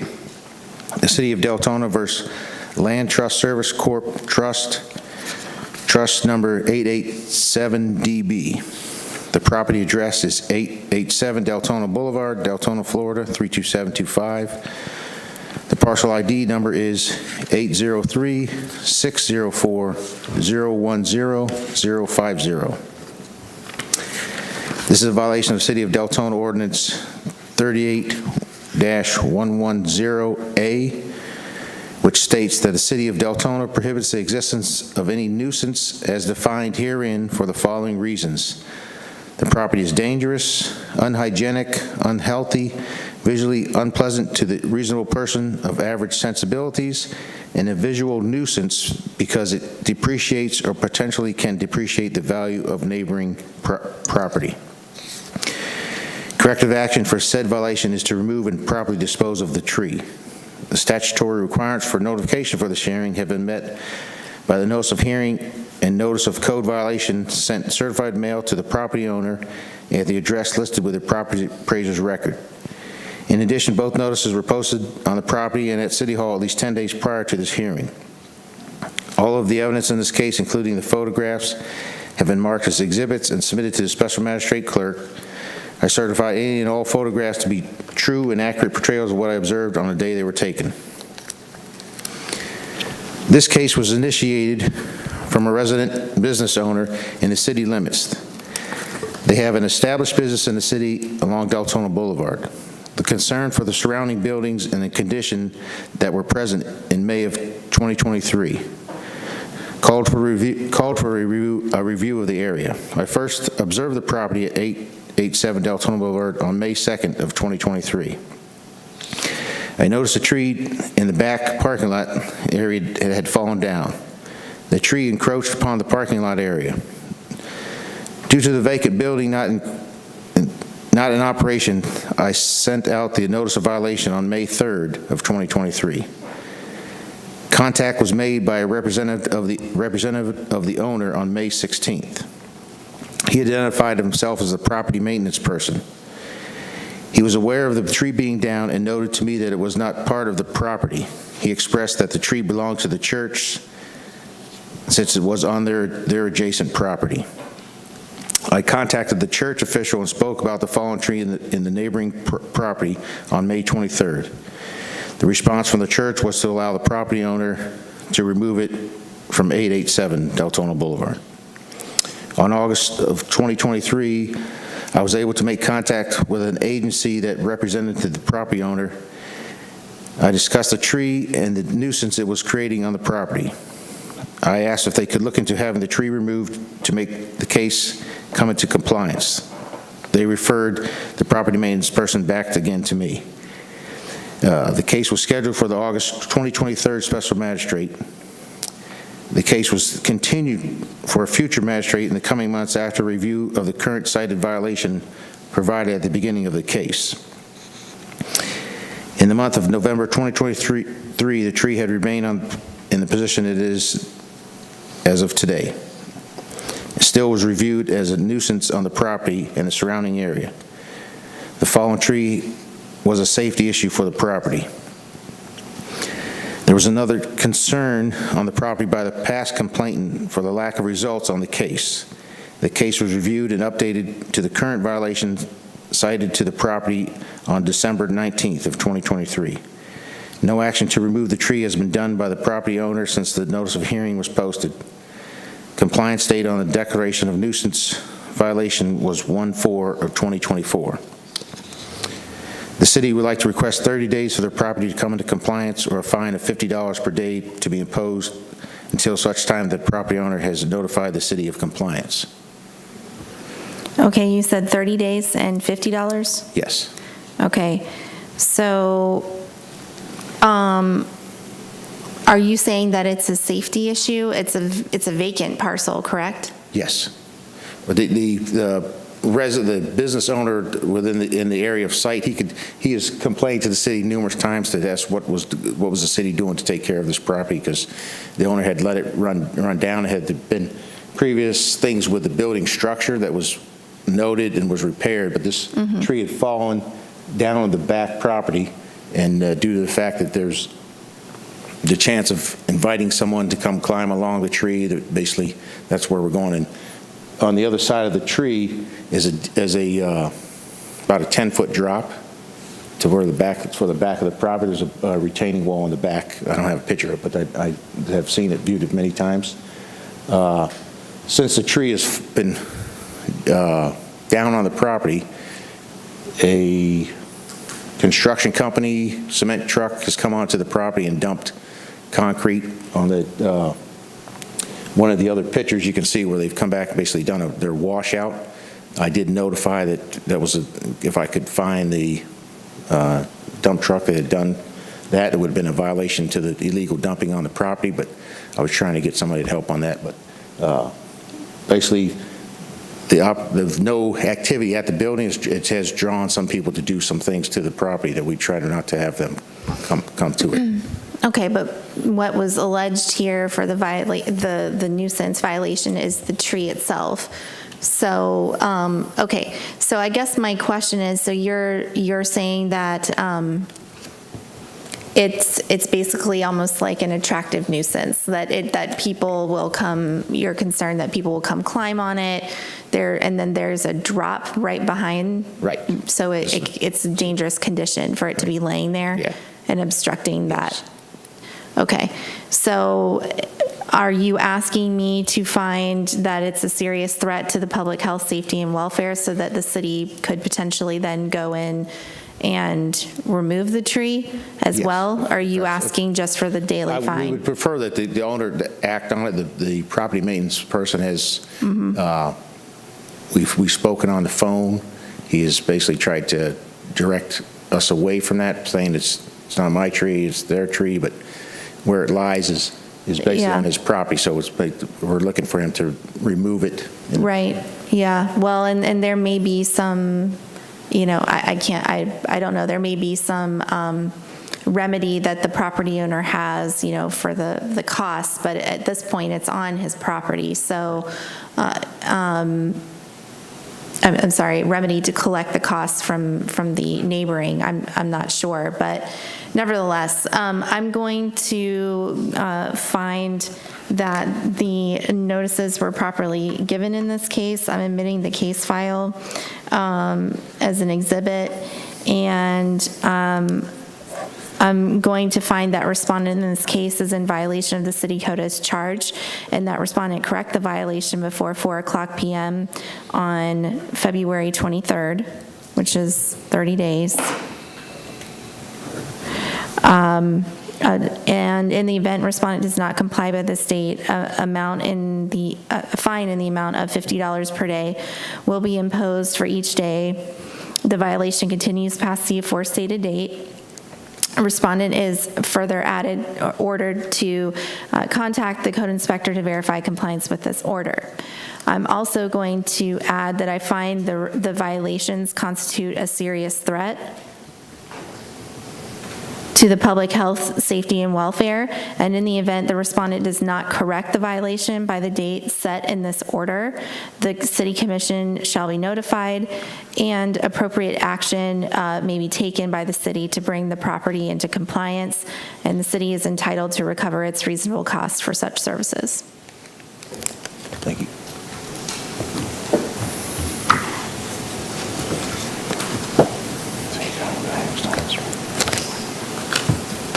Thank you. Thank you. I think I have the next one. All right.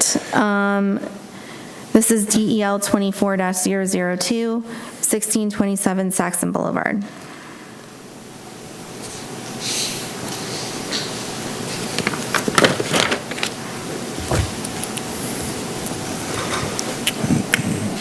Okay. Go ahead.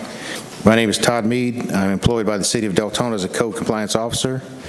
This will be case number DEL 24-002A and DEL 24002B. City of Deltona versus Lucille Marceau Estate. The property address is 1627 Saxon Boulevard, Deltona, Florida, 32725. The parcel ID number is 813-009-130-240. This property is being brought before the special magistrate for more than one violation. These violations are as follows. Violation A. This is a violation of City of Deltona Ordinance Section 18-5, adopting the latest edition of International Property Maintenance Code, Section 304.2, which states that all exterior surfaces, including but not limited to doors, door and window frames, cornices, porches, trim, balconies, decks, and fences shall be kept in sound working condition and maintained in good repair. Exterior wood surfaces other than decay-resistant wood shall be protected from the elements and decay by painting or other protective covering or treatment. Corrective action for said violation is repair or replace the damaged exterior surface, soffit, and wood area.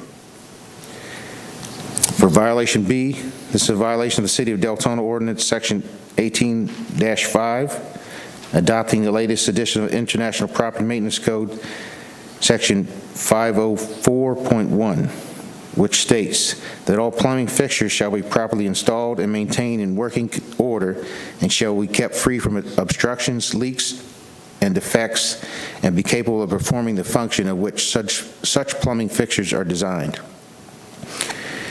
Corrective action for said violation is repair or replace damaged plumbing, septic tank, repair, replace with proper permits applied.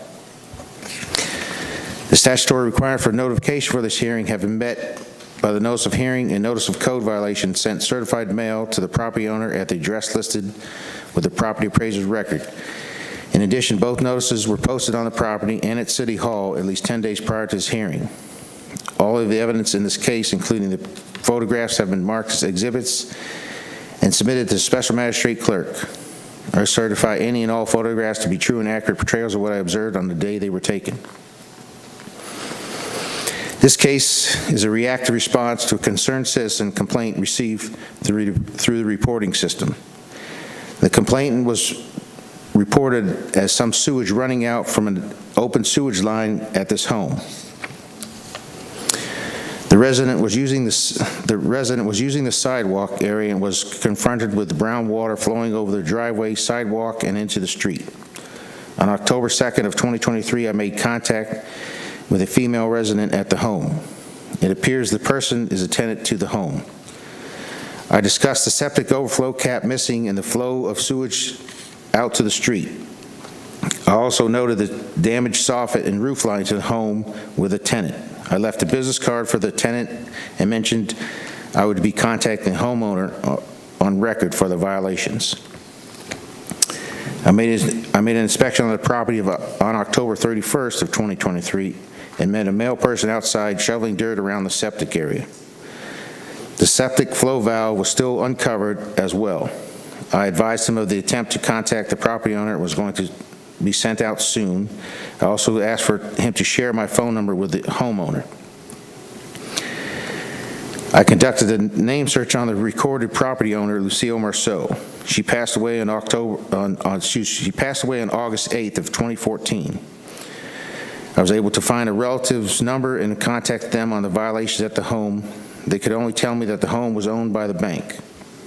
I proceeded to post the notice of violations on the property on November 6th of 2023. For violation A on the roof line and soffit area was created while observing the damage as I walked on the property. Due to the nature of violation B being a potential safety and health hazard, the local Environmental Protection Agency was notified to investigate the home. This was on November 21st of 2023. There is an ongoing investigation with the agency that is trying to locate the homeowner to the property. A lease agreement provided to the City of Deltona for water service does not provide a phone number to the listed landlord. The address indicated on the lease agreement is also found to be non-existent as written. The city would like to request 30 days for the property to come into compliance, or a fine of $200 per day, $25 for violation A, and $150 for violation B, to be imposed until such a time that the property owner notifies the city of compliance. Okay. And you said 30 days? I think I did. Yes, Okay, 30 days to come into compliance for both. correct. Okay. So I guess I have the same I don't know if the city can repair, to put the cap on the septic system, but are you asking me to add the serious threat language in this as well, in the event that the city could make that repair? Yes. Okay. Because that is sewage that's Correct. The spilling. Department of Public Works has been aware of this, and the county maintains Saxon Boulevard, so the Health Department of Volusia County was notified, and then they in turn referred the EPA to come out. EPA shared with me that they were out in March of 2023, and they have come back now since we've opened up another case. My research on the property looks as though the homeowner that passed away had a reverse mortgage on the house, so basically the bank owns it, but we're trying to find out who owns it beyond that to get them to act on this case for us. Okay. Well, I'll add the serious threat language on the second violation in the event that the city could, make the repair. But that authorizes you to request from the city commission that you can actually go on there and make the repair. So I'm going to find that the notices were properly given in this case, and admitting the case file as an exhibit. I find respondent in this case in violation of the city code as charged, and that respondent correct the violation before 4:00 p.m.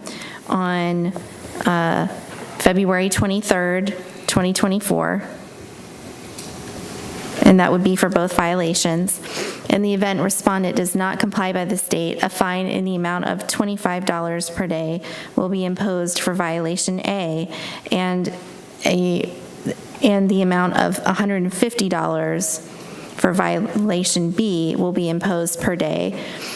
For each day the violations continue past the aforestated date, a respondent is further ordered to contact the code inspector to verify compliance with this order.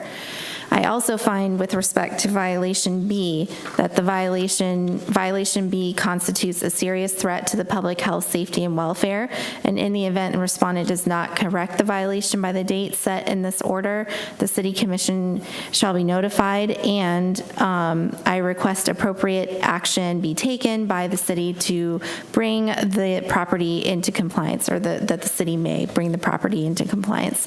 The city is entitled to recover its reasonable costs of such services.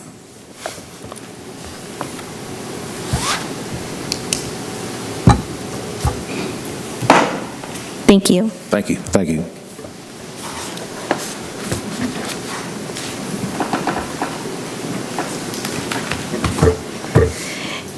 This is DEL 24-004, 1139 Humphrey Boulevard.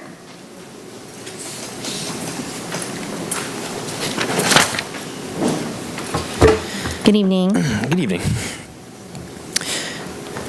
My name is Tyler Russo, and I'm employed by the City of Deltona as a co-compliance officer. This will be case number DEL 24-004A and B. The City of Deltona versus Hugh C. Harvey TR, Harvey Trust, and Sonia A. Harvey TR. The property address is 1139 Humphrey Boulevard, Deltona, Florida 32738.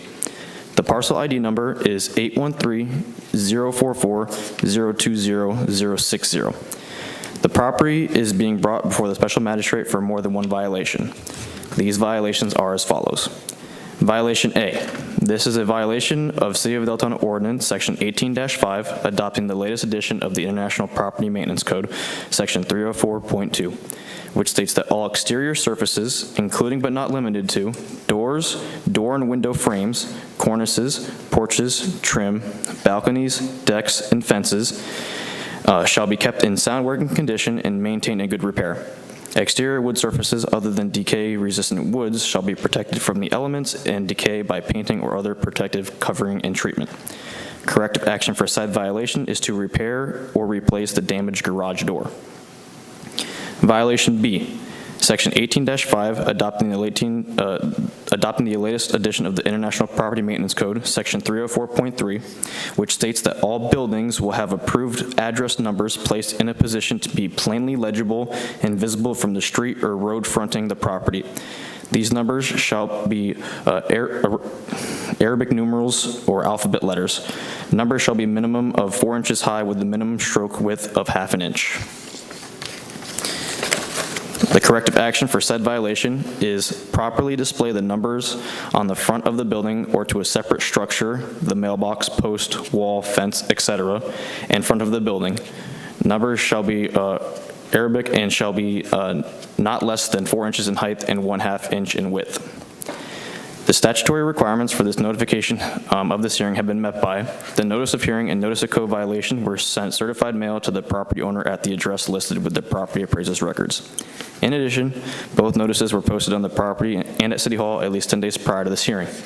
All of the evidence in this case, including photographs, have been marked as exhibits and submitted to the special magistrate clerk. I certify any and all photographs to be true and accurate portrayals of what I observed on the day they were taken. The Violation A case was started on September 15th, 2023. I gave the property a month to get the garage door fixed.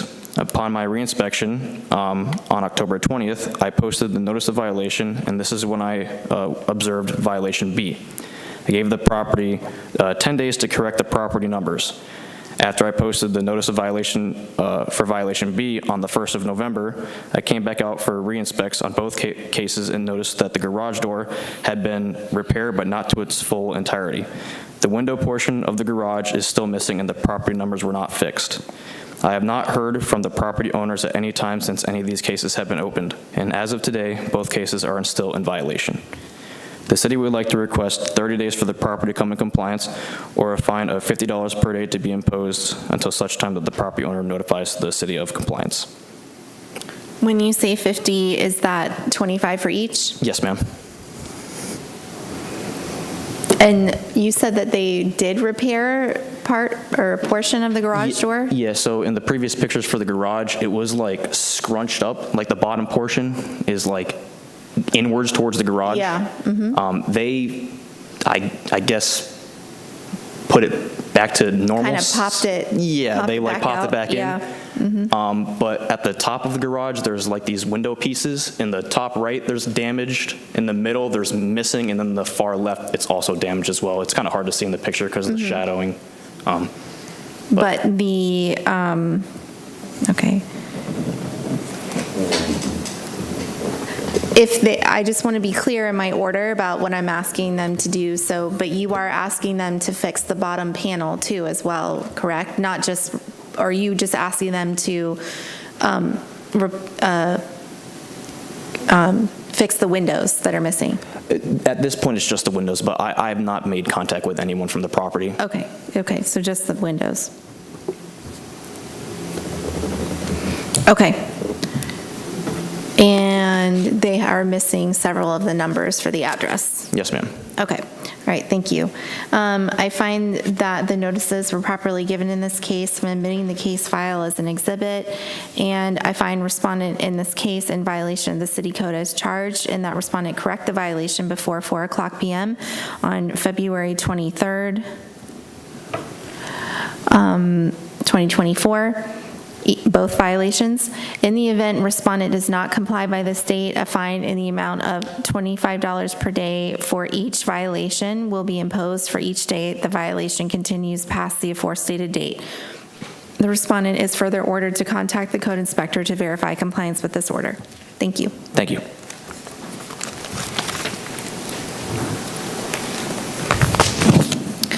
Okay. DEL 24-010, 122 Hummingbird Street.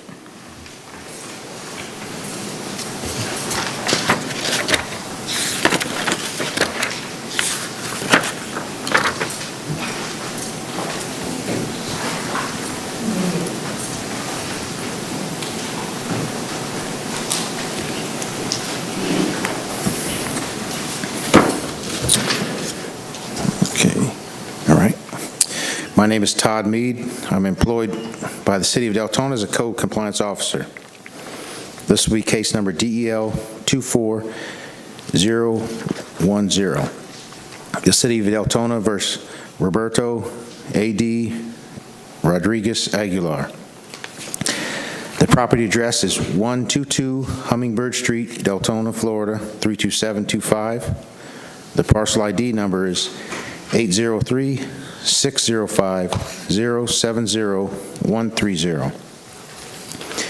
This is a violation of the City of Deltona Ordinance, Section 18-5, adopting the latest edition of the International Property Maintenance Code, Section 304.3, which states that all buildings will have approved address numbers placed in a position to be plainly legible and visible from the street or road fronting the property.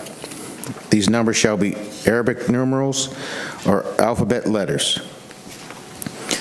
Numbers shall be in a minimum of 4 inches high with a minimum stroke width of ½ inch. Corrective action for said violation is to properly display the address number on the front of the building or to have a separate structure, mailbox, post, wall, fence, etc. in front of the building.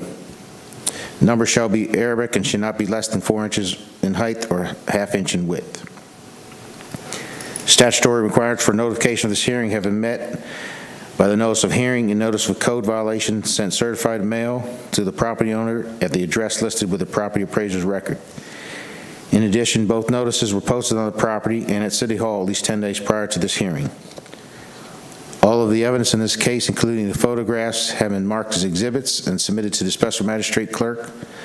I certified any and all photographs to be true and accurate portrayals of what I observed on the day they were taken. This case was a proactive response to an apartment building observed not to have any numeric identification on the structure. I sent out the notice of violation on October 3rd of 2023 to the owner of record. I made numerous visits to the property for an inspection during the compliance time frame. The property owner did not sign or claim the certified mailing of notice of violation sent out on the 3rd of October. No contact from the property owner has been received since the opening of the case. The final inspection noted on December 5th that the case would proceed to the January Special Magistrate. On January 15th of 2024, I was able to make contact with a relative of the property owner while on a neighboring street. I advised her of the existing violation at the 122 Hummingbird Street property.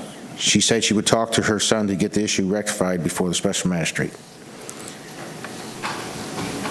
As of today, there's been no attempt to have that rectified to get out of compliance. So the city would like to impose, we would like to request 7 days for the property to come into compliance or a fine of $25 per day to be imposed until such time the property is in compliance.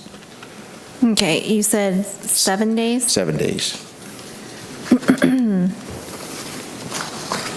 Okay.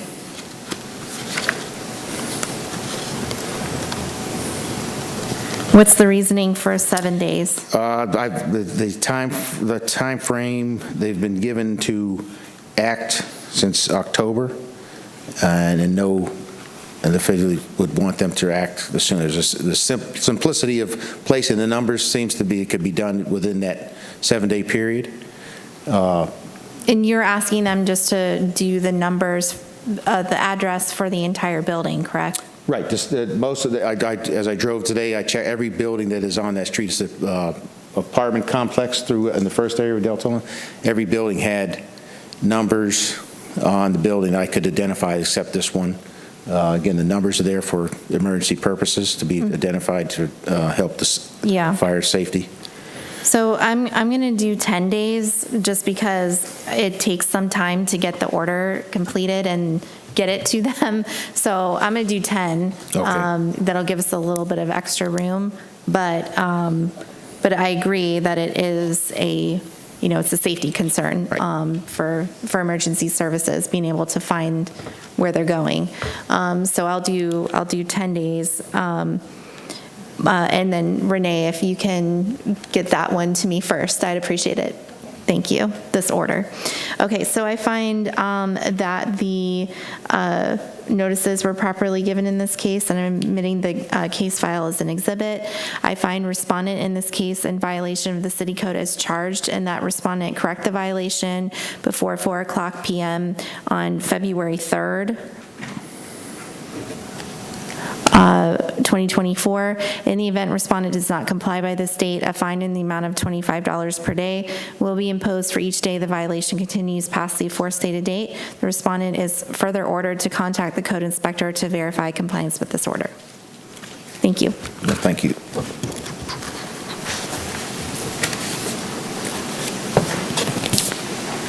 Okay, 24-012, 577 Sullivan Street.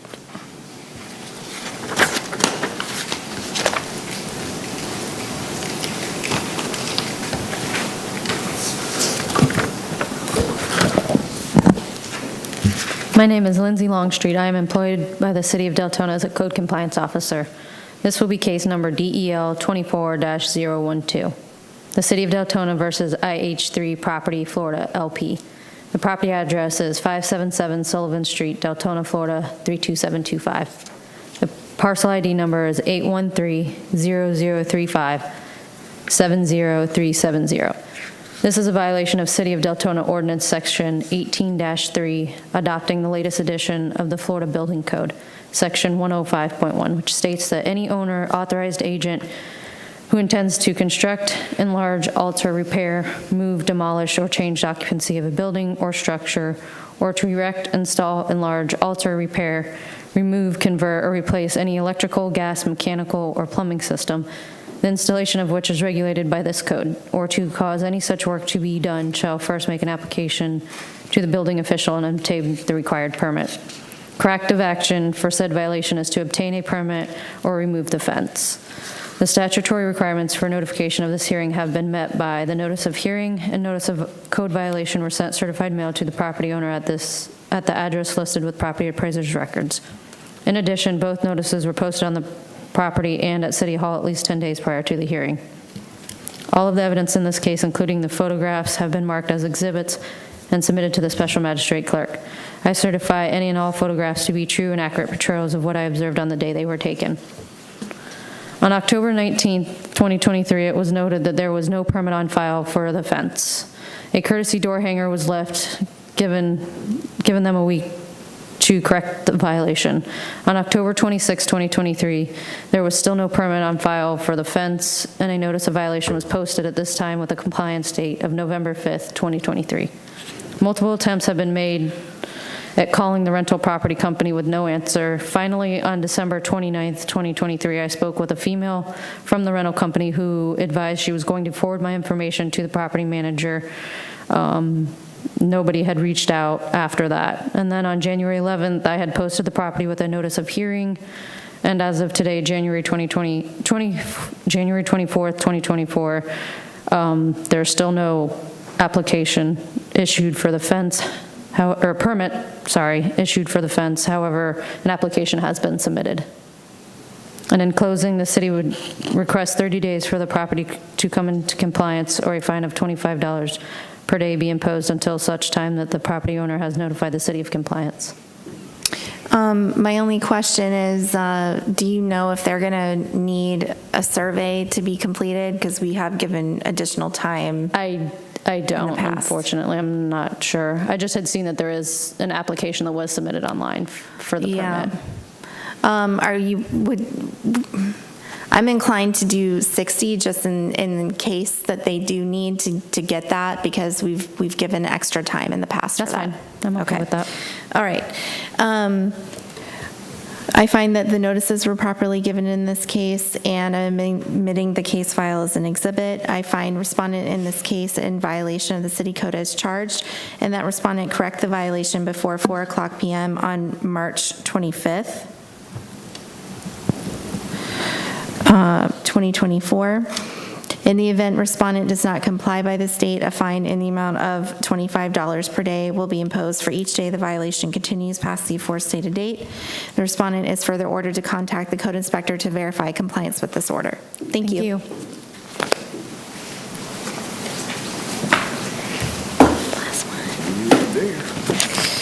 Okay. 23-013, 1495 Elkham Boulevard.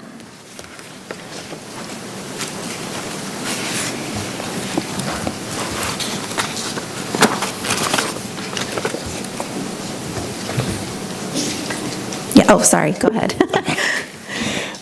My name is Jeff Scott. I'm employed by the City of Deltona as Code Compliance Officer. This will be case number DEL-013A, DEL-24013B, DEL-24013C, DEL-24013D. Jeez. The City of Deltona versus Margaret B. Gomes. The property address is 1495 Elkham Boulevard, Deltona, Florida 32725.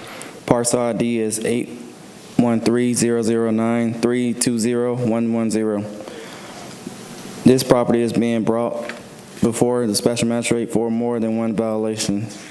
These violations are as follows. Violation A. This is a violation of the City of Deltona Ordinance Section 18-5, adopting the latest edition of the International Property Maintenance Code, Section 302.7, which states all accessory structures, including detached garages, fences, and walls, shall be maintained and kept in good repair and sound structural condition. Corrective action for said violation is to repair or remove the entire fixed structure. Violation B. This is a violation of City of Deltona Ordinance Section 18-5, adopting the latest edition of the International Property Maintenance Code, Section 304.11, which states chimneys, cooling towers, smokestacks, and similar. I have no idea what this word. Yep. Not even finna. Appurtenances. There you go. Shall be maintained structurally safe and sound and in good repair. Exposed surfaces of metal or wood shall be protected from the elements and against decay or rust by periodic application of weather coating materials such as paint or similar treatment. Corrective action for said violation is to repair the chimney on the rooftop. Violation C. This is a violation of City of Deltona Ordinance Section 18-5, adopting the latest edition of the International Property Maintenance Code, Section 304.1, which states the exterior of a structure shall be maintained in good repair, structurally sound, and sanitary as not to pose a threat to the public health, safety, and welfare. Corrective action for said violation is to repair the soffit. Violation D is, this is a violation of City of Deltona Ordinance Section 18-5, adopting the latest edition of the International Property Maintenance Code, Section 304.13, which states that every window, skylight, door, and frame shall be kept in sound condition, good repair, and weathertight. Corrective action for said violation is to repair the broken window on the right side of the house. The statutory requirements for notification of this hearing have been met by the notice of hearing and notice of code violation was sent certified mail to the property owner at the address listed with the property appraiser's record. In addition, both notices were posted on the property at least 10 days prior to this hearing. All of the evidence in this case, including photographs, have been marked as exhibits and submitted to the Special Magistrate Clerk. I certify any and all photographs to be true and accurate portrayals of what I observed the day they were taken. These cases began on August 5th for multiple violations. While investigating, I observed the fence in disrepair, which is violation A, the chimney in disrepair, which is violation B, soffit in disrepair, which is violation C, window in disrepair, which is broken on violation D. Notice of violation was issued for all violations on August 19, 2023, given 60 days to come into compliance. On November 10th, I spoke with a female who advised she is the daughter of the property owner. At that time, she was given another 30 days. I conducted multiple site visits since, and all 4 violations remain. As of today, some progress has been made, and I spoke with the daughter of the property owner regarding the violations. I got with my supervisor as well today, and then I called and left the daughter of the property owner a voicemail advising these cases will be read in tonight. The city would like to request 30 days for the property to come into compliance, or a fine of $25 per day for each violation to be imposed until such time that the property owner notifies the city of compliance. Okay, thank you. So can you show me what the fence, where it's in disrepair? Okay, go to A. A, yeah. No, violation there, sorry. Today's photos violation there. It's missing some slacks towards the rear and panel. On the other side, go to the next photo. Go back to A. Okay, so some of the slats are broken? Yes, and Okay. missing, and leaning as well. And I'm sorry? Some of the panels on the left side is leaning as well. Oh, I see. Okay, panels are missing. Okay, and then the chimney has what? Well, it's like there's holes in the chimney? Yes, right there. That's, Okay.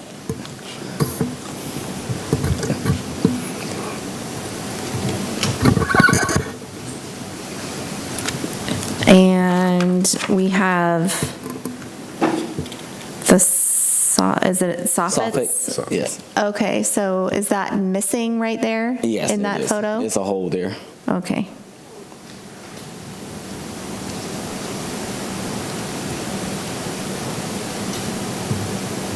All right. And then I saw the broken window. Okay. And so you've been inspected as of today, and none of them have been repaired? Today, she temporarily repaired the chimney, and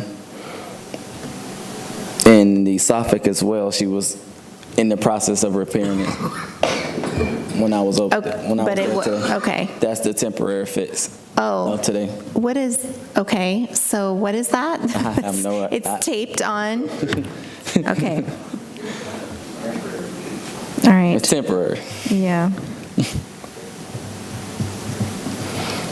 And it almost looks like it's, I don't know, it's not even, it's like paper or something that's on there.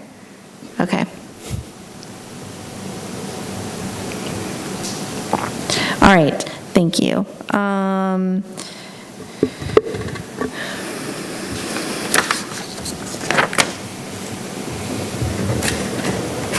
I guess my only question is, she would have to obtain a permit for the window to replace the window, correct? From my understanding, unless it changed, you can replace the window, but not the frame. If you replace the frame, you need a permit.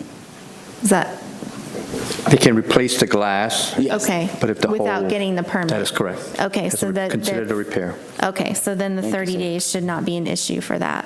Okay, thank you. All right, I'm going to find that the notices were properly given in this case. I'm admitting the case file as an exhibit. I find respondent in this case in violation of the city code as charged, and that respondent correct the violation before 4:00 p.m. on February 23rd, 2024. In the event respondent does not comply by the state, a fine in the amount of $25 per day for each violation will be imposed. I'm sorry, I lost my place. For $25 per day for each violation will be imposed for each day the violation continues past the forestated date. Respondent is further ordered to contact the code inspector to verify compliance with this order. Thank you. Thank you, ma'am. Ma'am, before you adjourn, I think this is the last case. Okay, the last one, we'd like to pull that case. DEL, I'm sorry, Fire 24002. Page 18. Okay, so you're withdrawing it? Yes, we're pulling it, right? No, it's, I'm sorry, this would be DL20. Ma'am, my request is to revisit this, we'd like to revisit that case, that 24002, the one with the septic issue. I'm requesting to reduce the time period instead of 30 days to 10 days. I know you just ruled on it. Okay, wait, Just a little I'm bit of- sorry. Are we talking about Fire 24-002? No, it's DL 24-002. Okay. All right, so let's go back.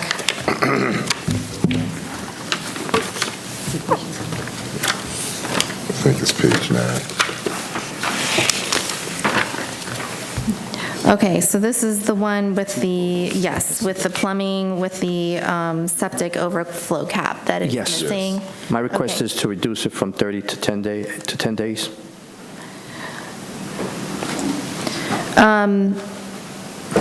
I think that is reasonable.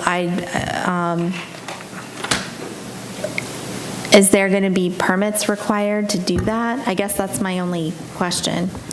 My goal is, if it's not being taken care of, I'll get with my legal department and let them know the commission that we need to, take Yeah. care of this property and take care of the nuisance, the public health issue that we Okay. have there. Okay, all right.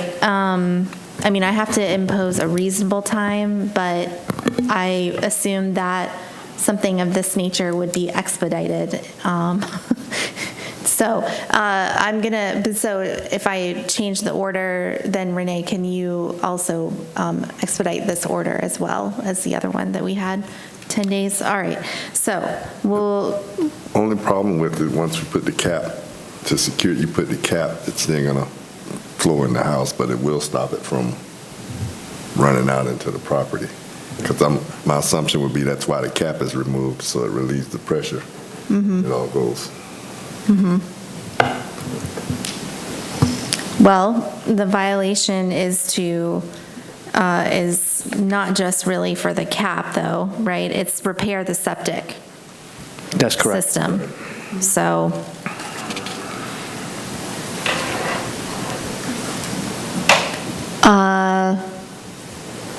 so again, my concern about saying 10 days is I don't know how someone would, Extensive the repair. yeah, what the extent of the repairs are going to be and how, I mean, that seems like it would be very difficult to do in 10 days if it's not simply putting a cap on a Could be the drain system. field Yeah. itself. If it's the drain field, that's not happening in 10 days. Do you have a response to that? No, I just hope, I kept in my mind about this issue, and Yeah. if you're okay with the 30, I'll stick with the 30. I'm going to stick with 30. Okay. For the reason I just explained. I'm concerned that if that's the case and it's more involved than putting the cap on, that 10 days is not going to be possible for them to actually complete the repairs. Okay, understood. Okay? All right. Ma'am, there needs to be a little correction on the recording, because the total of the fines was incorrect. I think it was quoted at 200 and not 175 total. So we just wanted to correct that. Okay. I don't think I said that in my order. I think it was yeah, I think I said it was $25 for violation A, and it's $150 for violation B. And so, that would be $175. Okay? All right. And no one was there for that case, correct? Yes, no one was present. All right. No. Okay. Anything else that we need to address? No? All right, we'll go ahead and adjourn. Thank you. Because if you fix just the